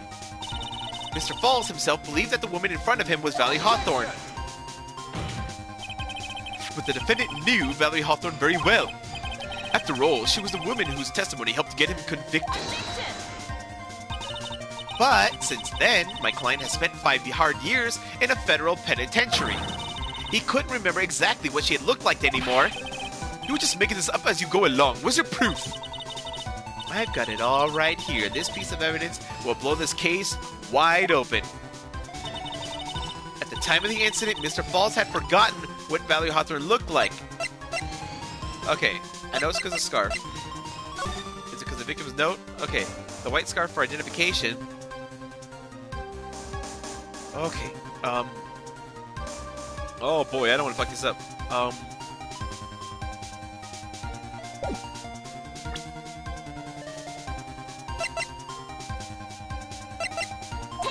Come on, baby. Yeah, go away, you penalty bar. Fuck you. Troy got the best ending, but there might be better. What ending did you get? Well, portals in the shape of clocks. I think I've read only a bit in an article about those. Only ones with full calmness can make those. Correct, Mia. It's like, I don't know what's about all these clothes, see? But could they make me younger? Can I go back in time? That would be pretty cool. He said full calmness, sir. I don't think that really applies to you. And Edgeworth just stood there. Mr. Foster going, Oh, please, Mr. Plant, could maybe I try one of those? No, she can't try one of those because she a hoe. Mr. Falls had forgotten the victim's face. That's why he needed some piece of identification. Namely, this muddy scarf. It was Mr. Falls who requested that she wear this scarf to identify herself. That's already been proven by the note the victim left. In other words, as long as you were wearing the scarf like he asked, anyone could have pretended to be Valerie Hawthorne. Well, what do you have to say to that, Melissa Foster?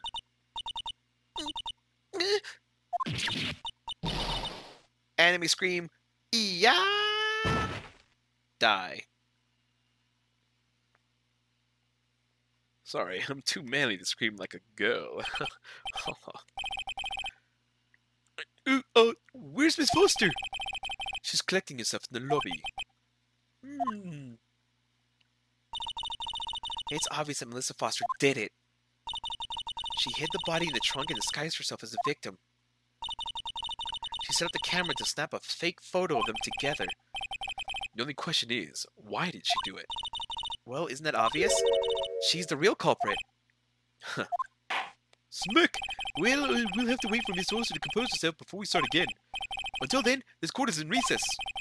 The defense and the prosecution are both to wait in their respective lobbies. Yes, Your Honor. Understood. Smack! Very well, this court is in recess. First half of the trial done. Okay, I'm gonna try to play the other half if it doesn't take too long. Is she fucking dead or what? Man, I wish. Putting minutes in the middle of the courtroom.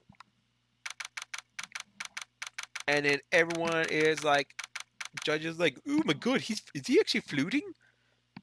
Edgeworth already left for the recess. He's like, yeah, I guess he is. And Wanda's like, maybe I should lay back on the coffee a bit. Mr. Falls, I'm sorry. I'm sorry. I want to say thanks. You're real good. You really hooked me up. Thanks. We're almost there. Once I prove that she committed the crime. Yeah, but there's one big obstacle we gotta get past. Obstacle? Yeah, motive. Why would Melissa Foster kill that policewoman anyway? Motive, huh? Anyway, we're still badly in need of information. Information. Right. What we need is the info on this Melissa Foster herself. All we know is that she's a student studying literature. And one more thing. What is it? Well, the incident that happened 5 years ago, of course. The kidnapping murder case that Zebra Boy is on death row for. I didn't do nothing. I didn't kill nobody. I never lie. Mr. Falls, in that case, tell us more about it. About what happened 5 years ago. Okay. I trust you. That day 5 years ago, I dreamt of it every day. There's like some Green Mile shit going on here. This picture, it reminds me of everything. The bridge looks the same, just like then, 5 years ago. Like it could fall apart at any minute. So it's been broken like that for at least 5 years. Sorry, buddy, but you sound like the one that could fall apart at any minute. It true, I did kidnap her. 5 years ago, I kidnapped my girlfriend. Dahlia Hawthorne. Plot twist! Kaboom! You remember Phoenix's girlfriend's name? It was Dahlia Hawthorne. And what's the policewoman's name? Valerie Hawthorne. Bam. Mind's blown? They should be. And if they weren't, then you are not paying enough attention. Your girlfriend? Huh? Hey, hold on there. Did you say Hawthorne? the victim's last name? Dahlia Hawthorne, Valerie's little sister. What? Are you serious? The girl. Let her go!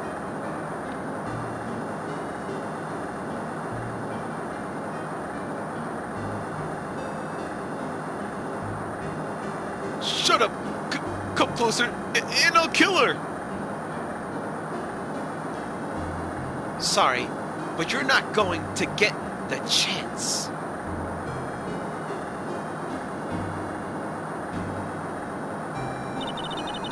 The detective back then was Valerie Hawthorne.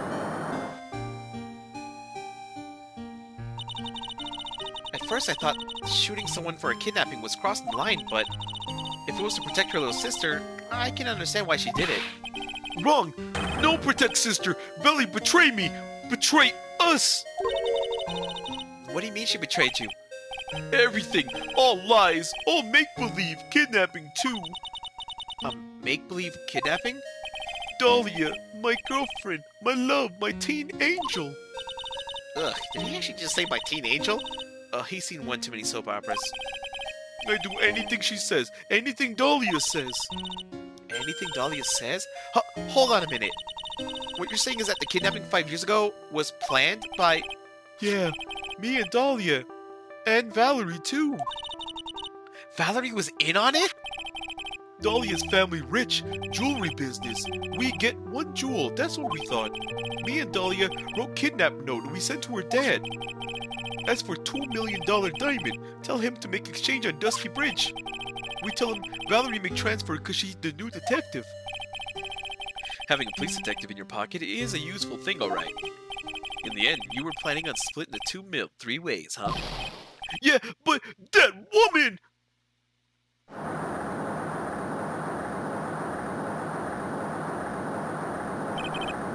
That woman, Valerie, she do it for real?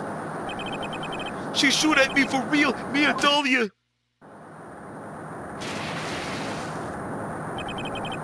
I was shot in the arm. Dahlia, she jump in river.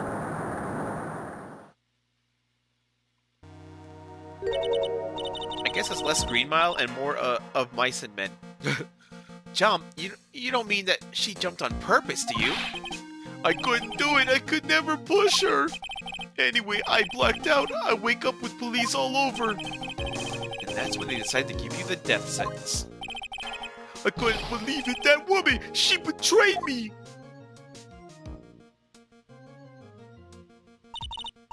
That man, Terry Falls, he killed her. He threw her off the bridge. He threw my beloved sister into the roaring river 40 feet below.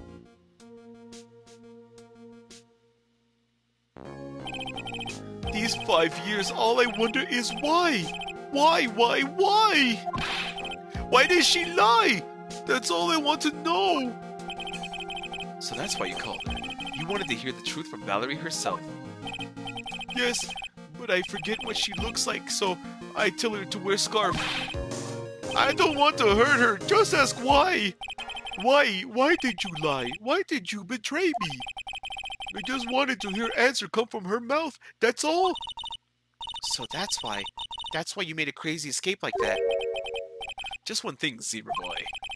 My sentences are tingling all over. Tell me, Mr. Falls, where is it? Huh? Where's what? Come on now, kitten. The ransom, the $2 million diamond. Remember that now? Did you give it back to Pops? Did the police take it? I don't know. Huh? You don't know? No, really, I don't know. It's gone with Dahlia. With Dahlia? That day on the bridge, Dahlia put it in backpack.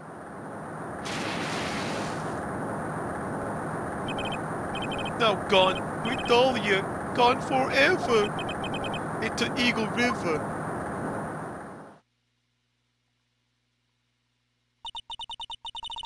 It disappeared with Dahlia?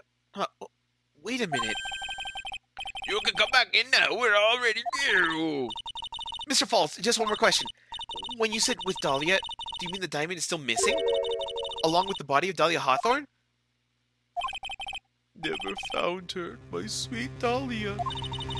They never found her. Swallowed by river, gone. Dahlia, my teen angel. Your teen angel? How old was she anyway? Just 14. Oh, damn. 14? I guess you were robbing cradles before diamonds. She plans a fake kidnapping and disappears into a river with a rock worth 2 mil. Man, oh man, angels these days. Falls takes the fall and gets a one-way ticket to death row. Is Dahlia Hawthorne an angel, or is she really a fucking hoe? It's time, kitten. Looks like we have a few more aces up our sleeve now. You bet! Yeah!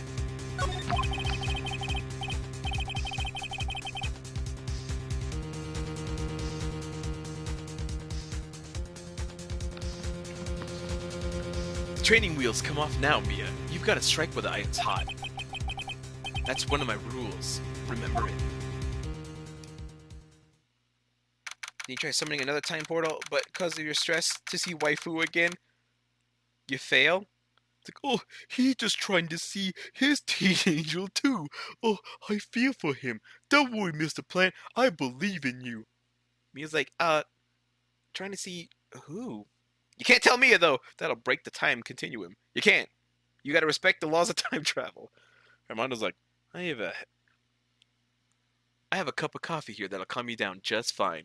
And then Mia's like, I don't think coffee has that effect on people. And he's like, you haven't tried my special blend. Smack! Now then, let's continue with the trial of Terry Falls. Witness, are you feeling better? Yes, Your Honor. I'll try my best. Oh, you're a brave young lady. Not this again. I can understand the defense lawyer wanted to get her client off the hook. However, to try to pin the crime on an innocent student is... What are you talking about? My witness is not the person on trial here. She's an innocent bystander who witnessed a violent crime, that's all. What possible reason would a girl like this have for murdering a policewoman? For murdering a policewoman? It feels good to do that again. It's certainly hard to imagine this woman as a murderer. Her motive, huh? I figured that's what I had to establish next. Well, Miss Faye, do you have any evidence of a motive? Yes, of course. I think. You're still acting as tame as a kid. Mr. Armando? Listen, a lawyer is someone who smiles no matter how bad it gets. My heart! Just the thing that Mia told Phoenix. This is what Mia told Phoenix. Mia got it from Diego Armando. Oh, my feels. I've been waiting like 3 games to say that. 3 games! It's been killing me. Smiling on the outside while your guts are twisted in knots is the mark of a pro. Maybe so, but I wish you would quit grinning at me like that. Excuse me. May I speak, Mr. Judge? Oh, of course. Mr. Judge is ready anytime you like. I'd like to say something.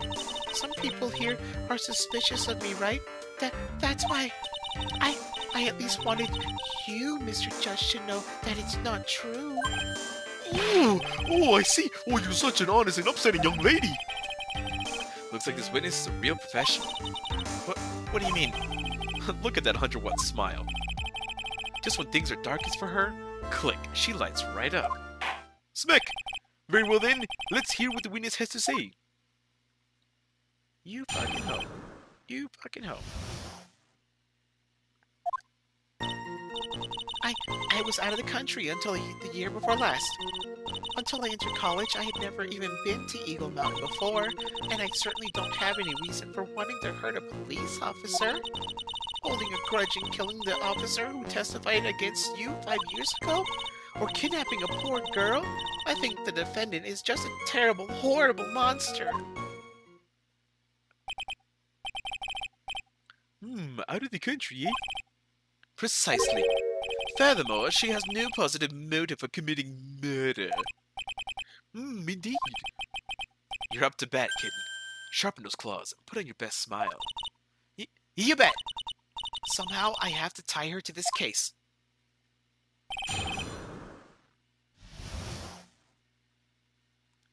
Oh boy. And I still have no life. You're still out of the country. So what country were you living in then? We were all living abroad, but after my parents were killed, It was a brutal civil war. She had to try to make her way back home, all alone. I lost everything. I didn't even have any personal identification. What kind of sob story is this? What do I do? Should I press her for details?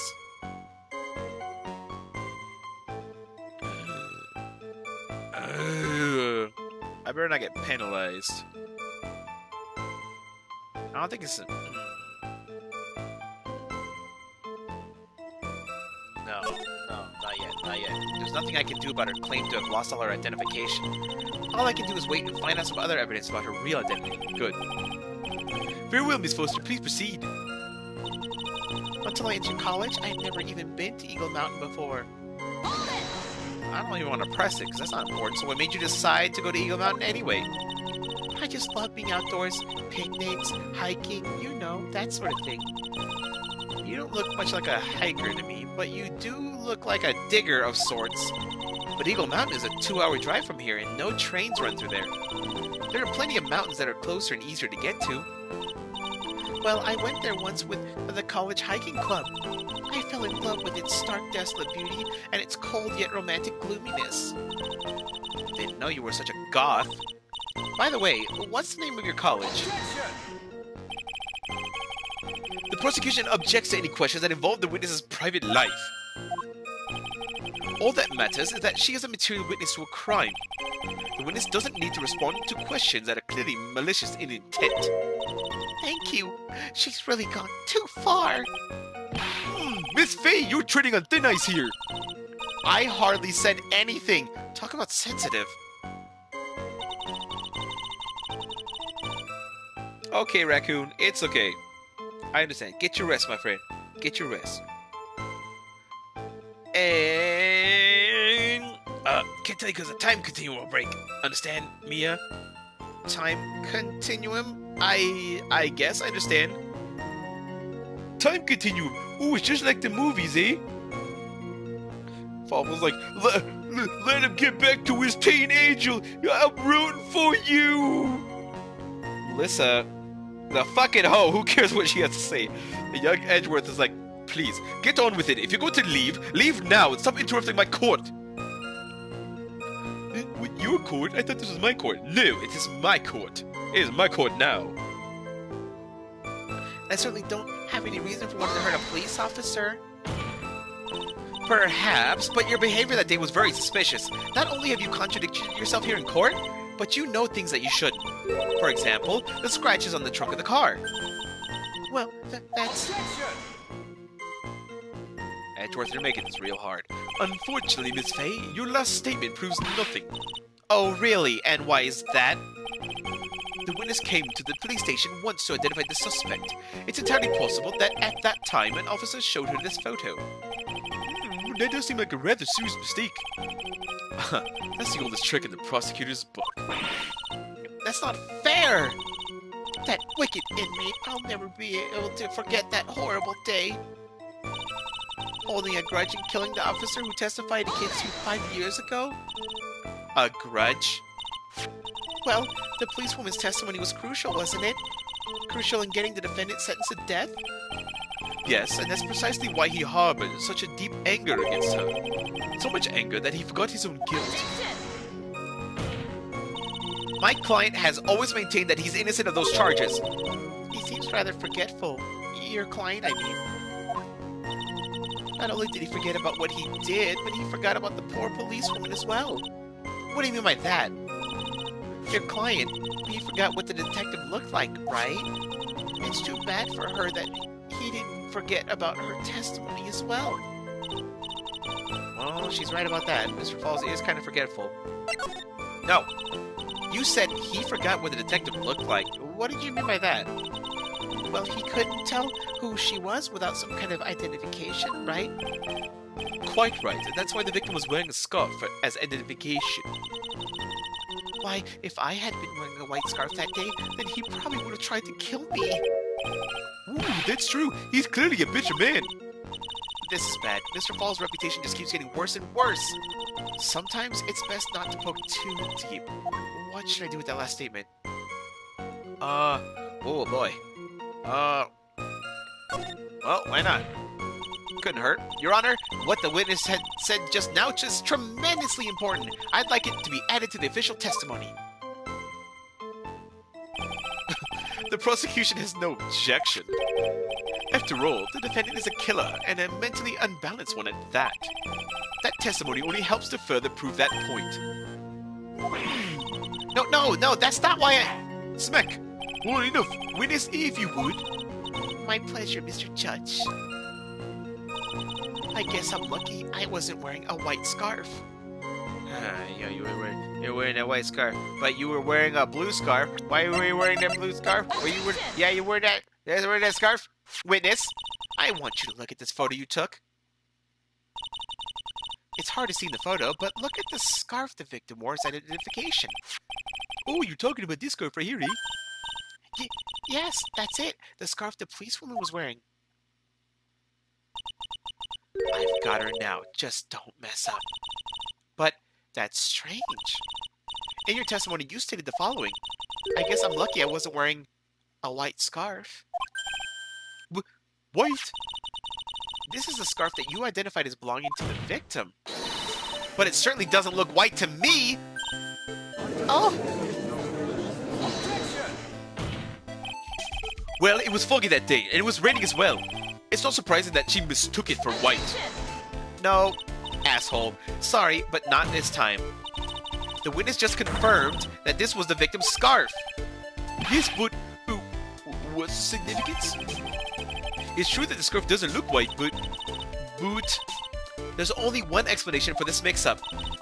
The reason why the witness thought the scarf was white is... Can I show the note now?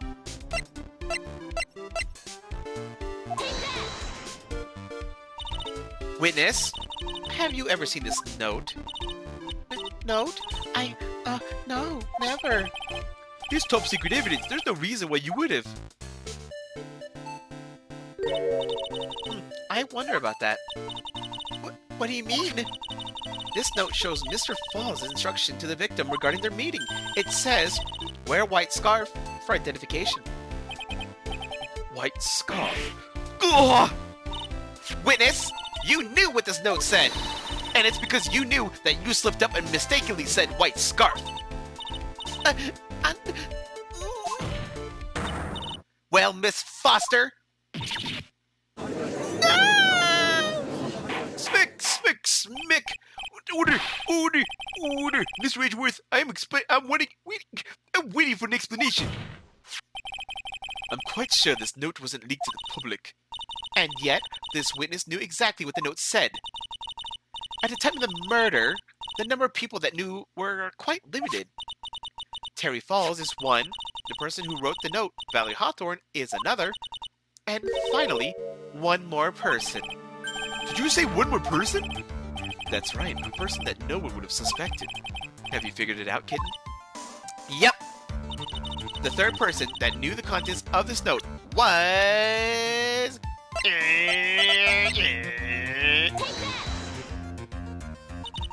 And that person is Dahlia Hawthorne. Dahlia Hawthorne? Oh, I never heard that name before. Look at the victim's note. This is what it says. Talk to Dahlia. Tell her this time. There is her name, right there. What's this? So who is this person? This Dahlia Hawthorne? Miss Faye must be desperate if she's trying to bring the dead back to life. The dead? Dahlia Hawthorne was the victim's deceased younger sister. She was killed in a crime 5 years ago. Killed in a crime? You don't mean... Yes, she was kidnapped and killed by Terry Falls.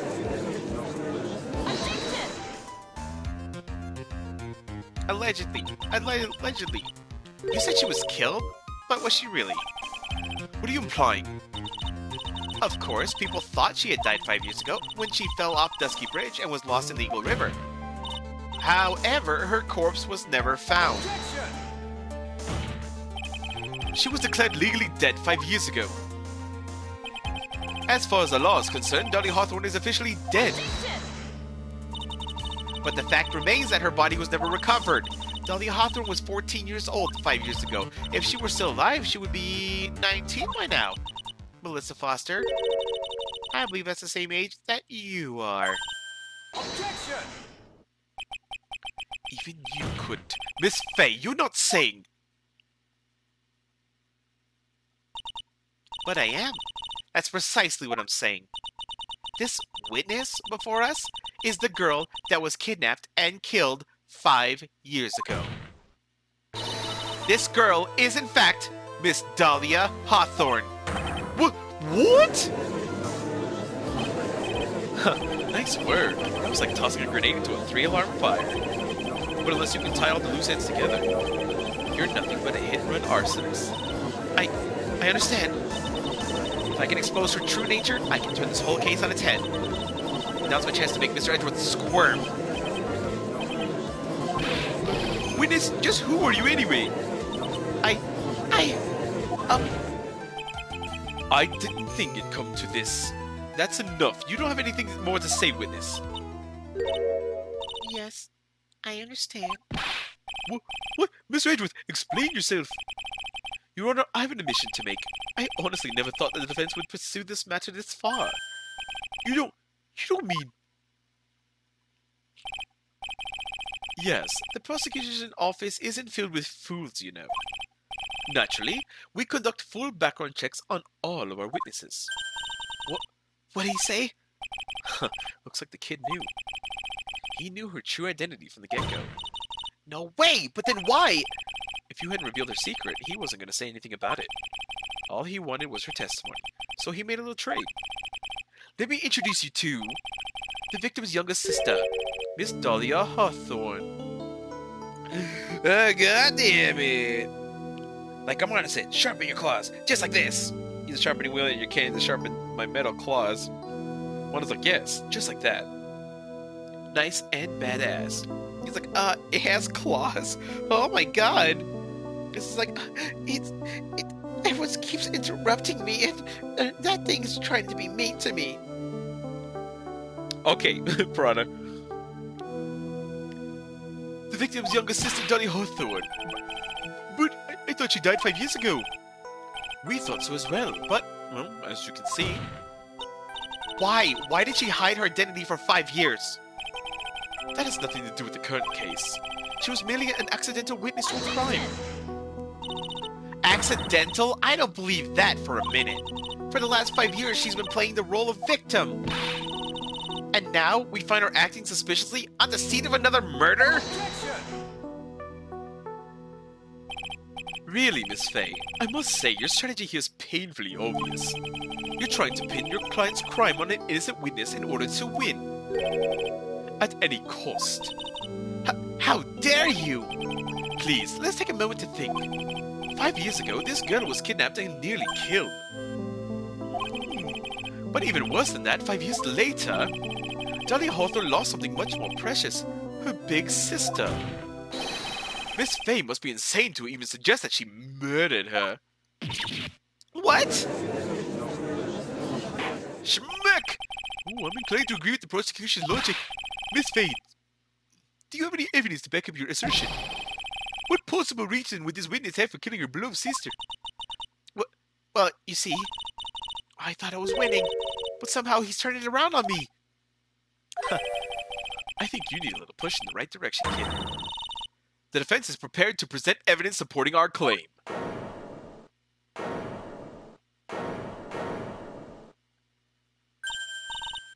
That wasn't me. That was this guy, this crazy coffee addict. I think we've heard enough empty threats from you, old man. What makes you think they're empty, boy? Because your protege looks like she's sweating bullets. I am sweating bullets. You think you're in a tough spot, huh? Of course.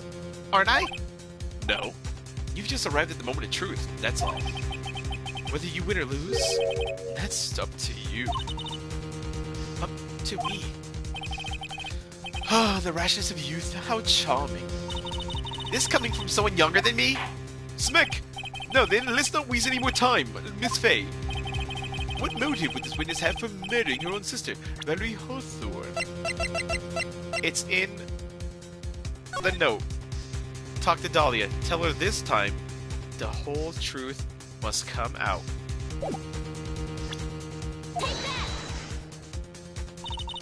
The story starts after Terry Falls escaped. He called Valerie and told her that he wanted to meet. This is the note that she left. It says, talk to Dahlia. Tell her this time the whole truth must come out. Warning. She told her that she was going to reveal to the world the whole truth. The whole truth? There was a dangerously important secret between Dahlia and Valerie. That's the reason Dahlia felt that she had to kill Valerie. To keep her mouth shut permanently. A terrific story, Miss Faye. If you like fiction, that is. Enlighten the court, Miss Faye. What was the secret that was so important? Where's your evidence? Dahlia and Valerie Hawthorne and Terry Falls. There's only one important secret that connects them all. Oh yes, I know this secret. Your Honor, the defense would like to request further testimony. What testimony? Regarding the kidnapping 5 years ago, we believe it'll explain a lot of things, such as the nature of the important secret between the Hawthorne sisters. Smick! Oh, very well. I'll grant your request for further testimony. I know it'll be painful for you, but can you enlighten us once more, my little maple leaf? Yes, I'll try, Mr. Judge. Putting on the old charm one more time, huh? But this will be the last time you hide behind your thoughtiness.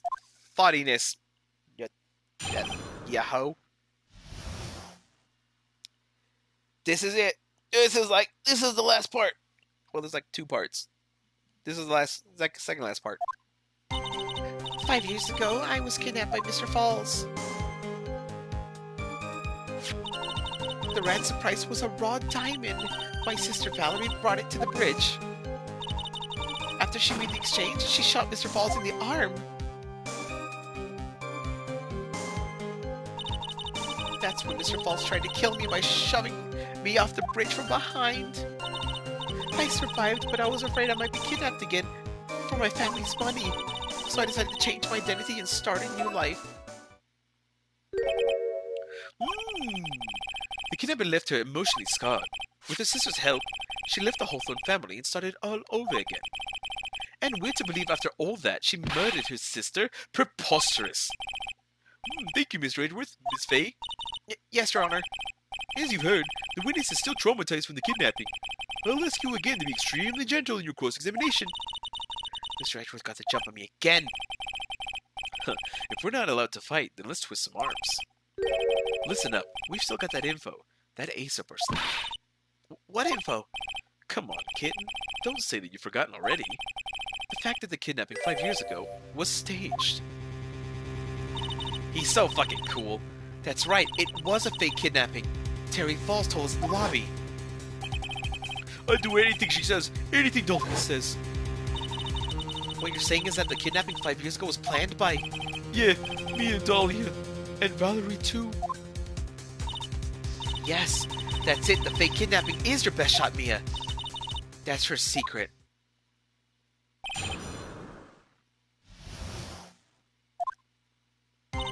Bitch, I don't got time for thoughts. That's when Mr. Falls tried to kill me, shoving off the bridge from behind. Nope. Nope. You say that Mr. Falls pushed you into the Eagle River? However, that's hard to believe. But it's true. I felt a push on my back. I'm certain of it. It was Mr. Falls. I'm sorry. I guess it wasn't clear enough. I shouldn't have said that's hard to believe. I should have said that's impossible. Impossible? I asked the court to recall the condition of Dusky Bridge, now and 5 years ago. That bridge hasn't changed one bit these last 5 years. If someone had pushed you from behind, as you had claimed, instead of being carried away by the river, you would have been smashed by the bedrock below. A most certain death. Do you understand now, Dahlia Hawthorne? The very notion that my client pushed you from behind is impossible! Play that music, DJ. Your Honor, this event occurred 5 years ago. Why, for all we know, the water level in the river might have been higher back then. But it's 40 feet from the bridge to the river. A small change in the water level would have made a difference. Smackaroni! You're right, if the events had occurred just as the witness testified, well, then the defense then couldn't have pushed the witness into the river. Young lady, what is the meaning of this? You see, Just a moment, Your Honor. It's true that the witness testified that the defendant pushed her into the river. However, she never stated that she fell from the back end of the bridge. What? What do you mean? After being shot in the arm, it's possible that Mr. Falls panicked. Therefore, he could have unwittingly pushed her off on the side of the bridge. If that's true, she would have fallen into the river. Smack!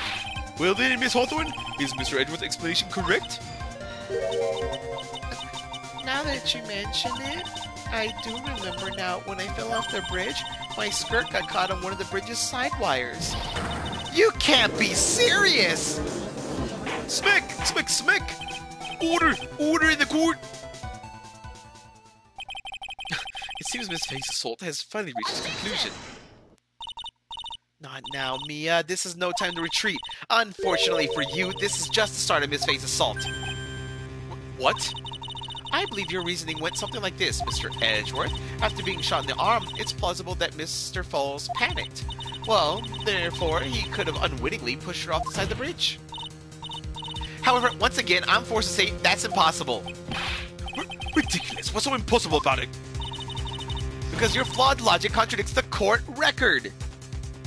Because the... Yep. The ropes, Your Honor. I'm not the one on the rope, he is. All the answers are right here in this photo. Take a look at the wires supporting both sides of the bridge. They extend up to about 5 feet off the ground. It would be impossible to push someone off from there. No! But let's remember the size and strength of the defendant. Wires like that wouldn't be a problem for him. He could have easily picked up a 14-year-old girl and thrown her over. So young and already so forgetful, Mr. Edgeworth. Mr. Falls had been shot in the right arm. Ooh! And more importantly, Valerie Hawthorne had her gun trained on him at point-blank range. So, Mr. Falls throwing the witness off the bridge? Oh, that is clearly impossible. Whoa! Smack! Order! Order! What is the meaning of this? Dahlia Hawthorne, you jumped into the Eagle River intentionally. What? What is this?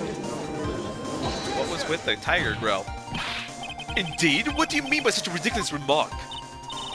Yes, it's ridiculous. My sister was there to help me. She had her gun and handcuffs, and she could have saved me. Jumping into a raging river like that would have been suicide. Perhaps, but still, that's exactly what you did. You were probably confident that you could handle the swift current. But even more so, the witness had a much more compelling reason to jump into the river. Oh, and then what was it? What was so important that she would want to jump into a river? The witness is still alive. The fact alone explains everything. This is why she risked her life by jumping into the rapids of the Eagle River. And it's for that fucking diamond. 5 years ago, something else disappeared along with Dahlia that day. The item that Valerie brought up on the mountain with her. The $2 million diamond. Oh! No! It can't be! Yes, Dahlia had it all planned from the beginning. The $2 million. She was going to keep it all for herself.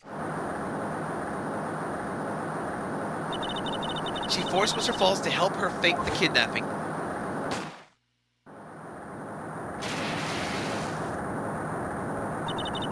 At the last minute, she betrayed him and threw herself into the river, with the ransom tucked safely in her backpack. Well, that pose looks familiar. Why, that's simply ridiculous! Order! Order! Your Honor, 5 years ago, the witness was only 14 years old. Do you really think that a 14-year-old is capable of such a demonic plan? This woman is a demon. And there was one more person who helped her make a demon out of her. Her sister, Valerie Hawthorne.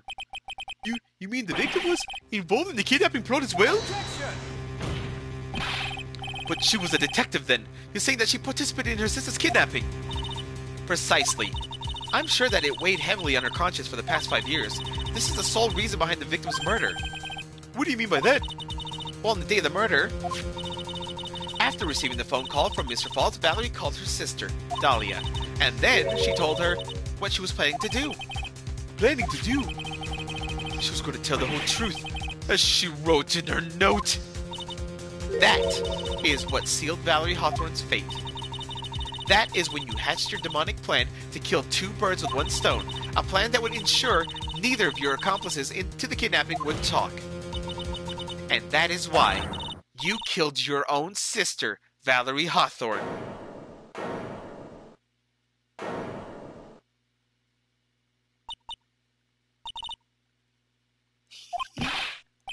Who's that laughing at a time like this? There it is. There's that pose again. Oh, there's that pose I remember. Forgive me. It's just hilarious.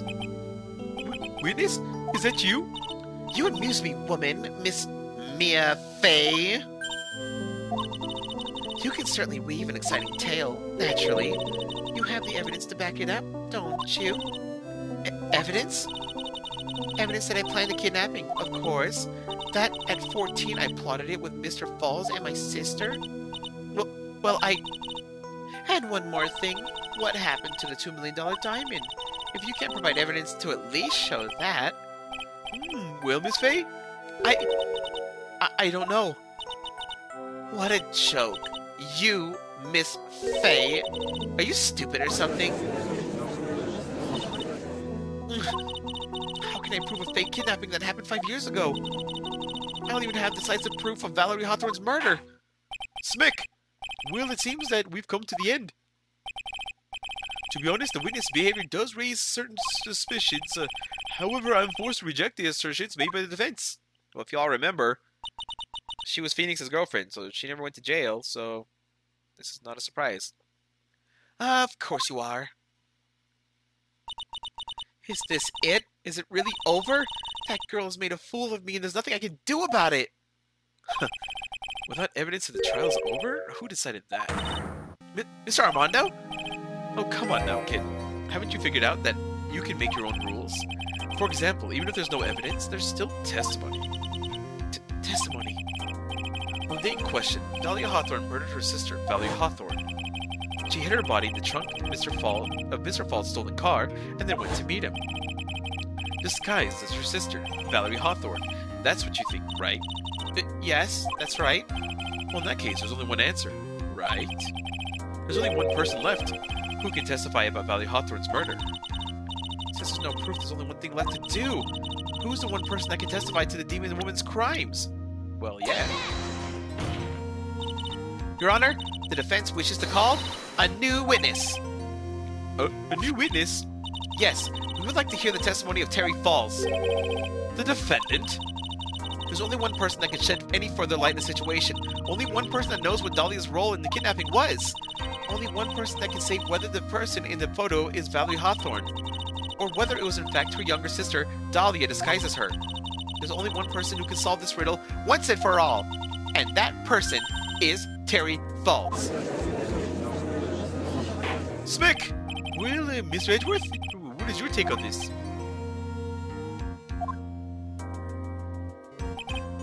Why not? The prosecution has no objection. Oh, very well. Bailiff, bring the defendant to the witness stand. This is my last chance, Mr. Falls. My last chance to establish Dahlia's guilt. You're all I have left.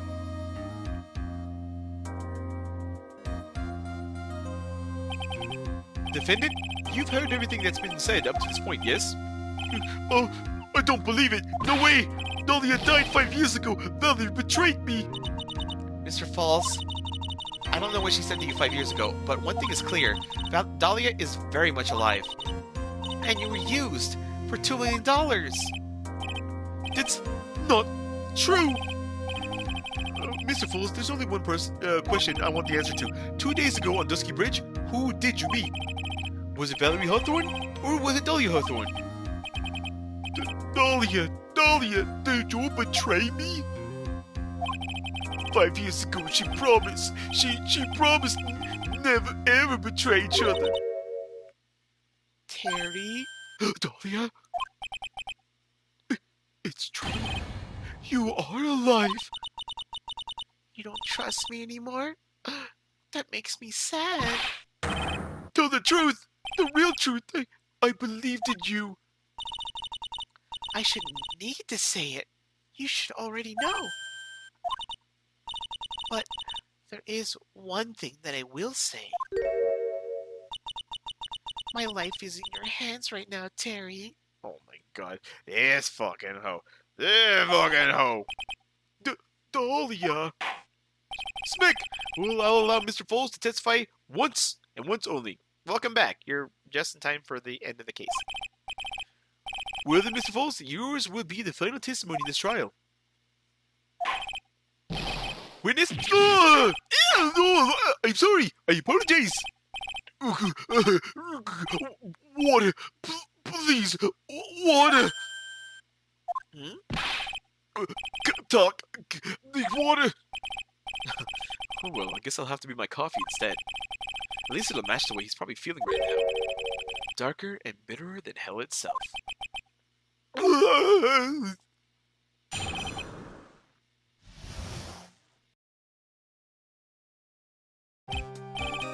Yeah, and as I figured, because I saw the viewer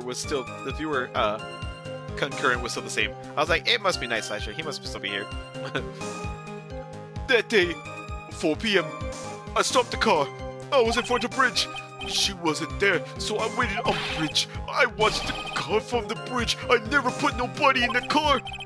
Finally, one woman came. She stood in front of me. We talked, and then she left. That was Valerie, not my Dahlia. Pressure's almost back. Yay! Mr. Falls, you're covering for her. Do you think that she would do the same for you? That's enough, Miss Faye. His last statement was a fitting way to end the final testimony for the trial. Well then, Miss Faye, please proceed with your cross-examination. Is this how you want it to end, Mr. Falls? Another guilty verdict to go along with your death sentence? There's only one person who can stop it. You, kitten. I think.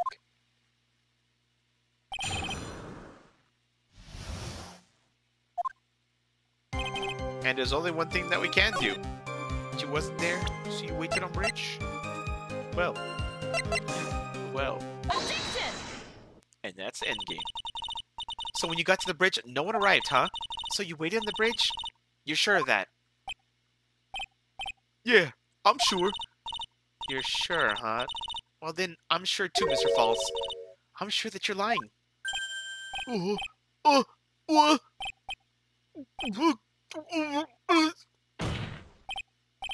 Oh, I would love to hear your rationale on this, Miss Faye. You want to know who arrived at the bridge first? Just look at this photo. It's perfectly clear.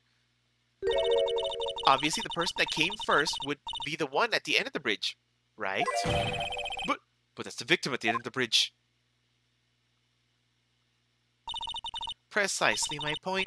In other words, Mr. Falls, you must have arrived at the bridge after she did.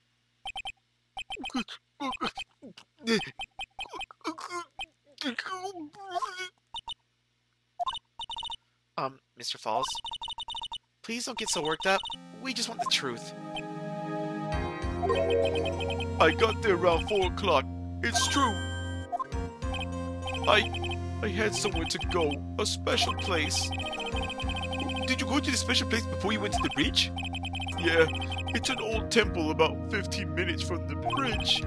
5 years ago, me and Dahlia, we promised each other. We swore we wouldn't betray each other. She brought a memento to represent our love. A memento? 5 years ago, I hid it under base of tree there. Oh shit! Y'all remember that necklace? Y'all remember that necklace? It's a special memory for me. This is what I went to get. Ooh, this little bottle in your necklace is your memento? Ooh, it's quite charming. But it looks empty. Your Honor, you heard what my client said. He arrived at the scene at 4 o'clock. But then, he left his car unattended and walked away. He was gone for approximately 30 minutes. With that much time, Dahlia Hawthorne could have easily hidden the body in the trunk of his car. No! Ooh, indeed, there certainly wasn't enough time for it. I still got a chance. Mr. Falls, there's no mistaking it. Huh? Mr. Falls?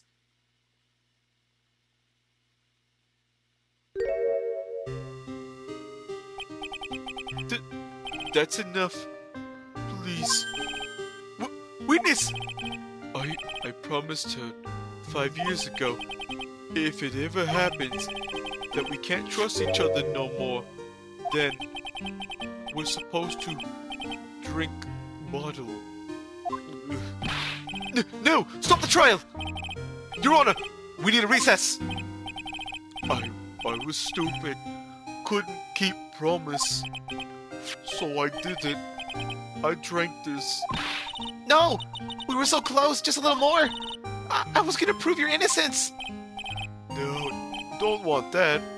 Don't trust self. Maybe kill again. Kill Sweet Dolly again. Mr. Falls! Mr. Armando. Thanks for the coffee. Mr. Falls!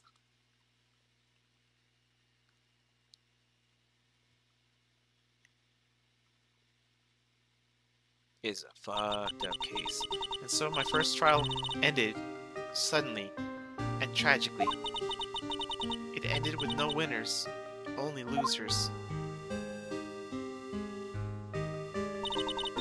I ended up with a wound cut so deep into my soul, I thought it'd never heal. I'm sure it was the same for the young prosecutor as well. But one person, the true criminal, Dahlia Hawthorne, she left the courtroom with a secret smile on her demonically sweet face.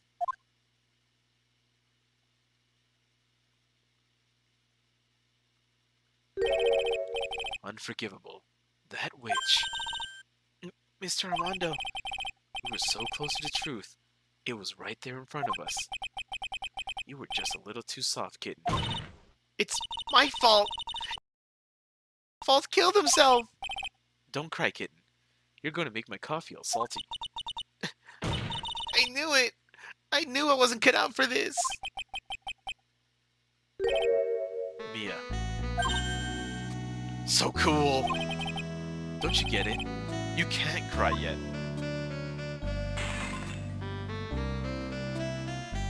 So cool. The only time a lawyer can cry is when it's all over. Mr. Armando!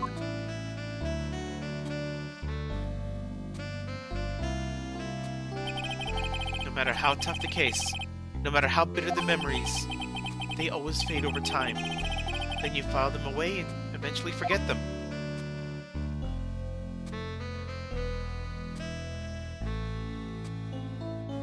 Oh, I guess that was Phoenix. 1 year later, in this very same courthouse, I myself got wrapped up in that case.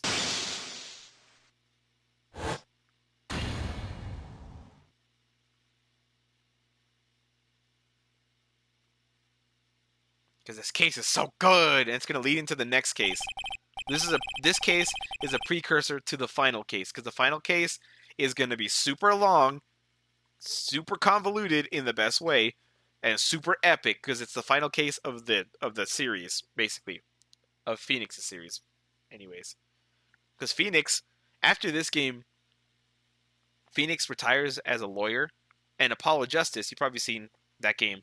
Apollo Justice becomes his protege. So Apollo Justice starts taking on the cases instead. Phoenix is still around, as like a mentor, but it's Apollo doing everything. And then in the most recent game that came out, or the one before that, the 7th Phoenix Wright game, Phoenix finally came back to being a lawyer again. Um, Not really a spoiler because this all happened years ago. So only after that did Dahlia Hawthorne get put on trial for her crimes.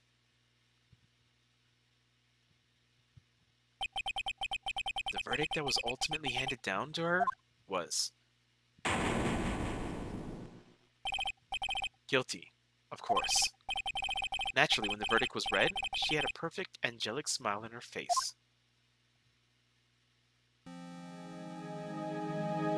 And you might be wondering to yourself, why are they bringing all this stuff up? It was finally over. At least, that's what I thought at the time. And I'm like, Phoenix is in a hospital. Look at that. He's got a fucking IV next to him. Did you notice that?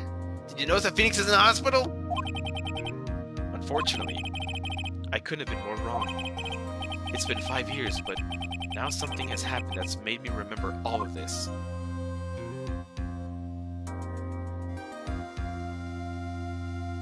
Oh my god! Damn it, I wasn't gonna start the next game, but it ended up. Big ass plot twist. Bridge to Turnabout. Ah, the case is so good. Hey, look, it's the statue of Ami Faye. This case is gonna be about the Faye family again too.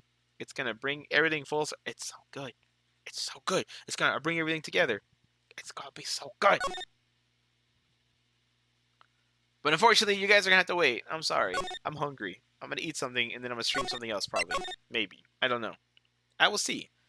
But either way, that's gonna be it for the Phoenix Wright stream tomorrow though. Tomorrow I'll definitely try to start the last case if I can. But hopefully you guys enjoyed that case. It's so good. I played through the whole thing, so you got to see the whole thing in one sitting. So make sure that you watch it all, because it's all play Subnautica. Play Subnautica. Oh, Subnautica. Oh my god. I will consider it. Maybe. Doing the trials over time portal up and come through the waifu, yay! And then Piranha got back with his waifu. God, I was not planning on playing Subnautica. The thing about Subnautica is like, I have to. I'm so. You know how I am when I play Subnautica, and when I play when I'm tired, it makes it 20 times worse. And the stuff I've been having to do this past week and a half has been early morning, so I've been like dying. But at this time, so like it's been struggling just to keep my streams going. That's why I haven't done any late night streams either. But I'll think about it. We'll see. I wasn't even sure if I was gonna plan to stream again. This this afternoon. I know the hard part's over because all I have to do is build the rocket now. So it's just gonna be resource gathering and building. So, that's gonna be awesome. I'm also like really sad because I don't want to finish the game. I want to go do some other stuff, explore some stuff. This is before the portal thing. No, I didn't. You left in the middle of it, so I did not. Unless you meant, oh, the Shilova-kun would never believe this. Oh, okay, that one. And Mia's like, who the fuck? Miss Faye. I was gonna say, who the fuck is Shilova-kun? Judge's like, who is Shilova-kun? I don't think I much care for that name. It's a terrible name. And Falls is like, well, Falls is dead. Falls is dead. And Diego and Edgeworth just stood there. I'm sorry, that's just what they would do. There's nothing I can do about that. But you got back with your waifu just in time before the case ended. So that's good. And yes, I know I can save before I leave to continue playing. I know I can do it. So we'll see. I might, maybe. I might do Subnautica. I'm not sure. We'll see. Let me eat first. I'll eat and I'll think about it. But thank you guys for watching Phoenix Wright, and I will either, and I'm not promising, I'll either see you guys in a little bit after I eat, unless my ass passes out. But if I do come back, then we'll see. Maybe some Subnautica. We'll see. All right. So take care, mis amigos.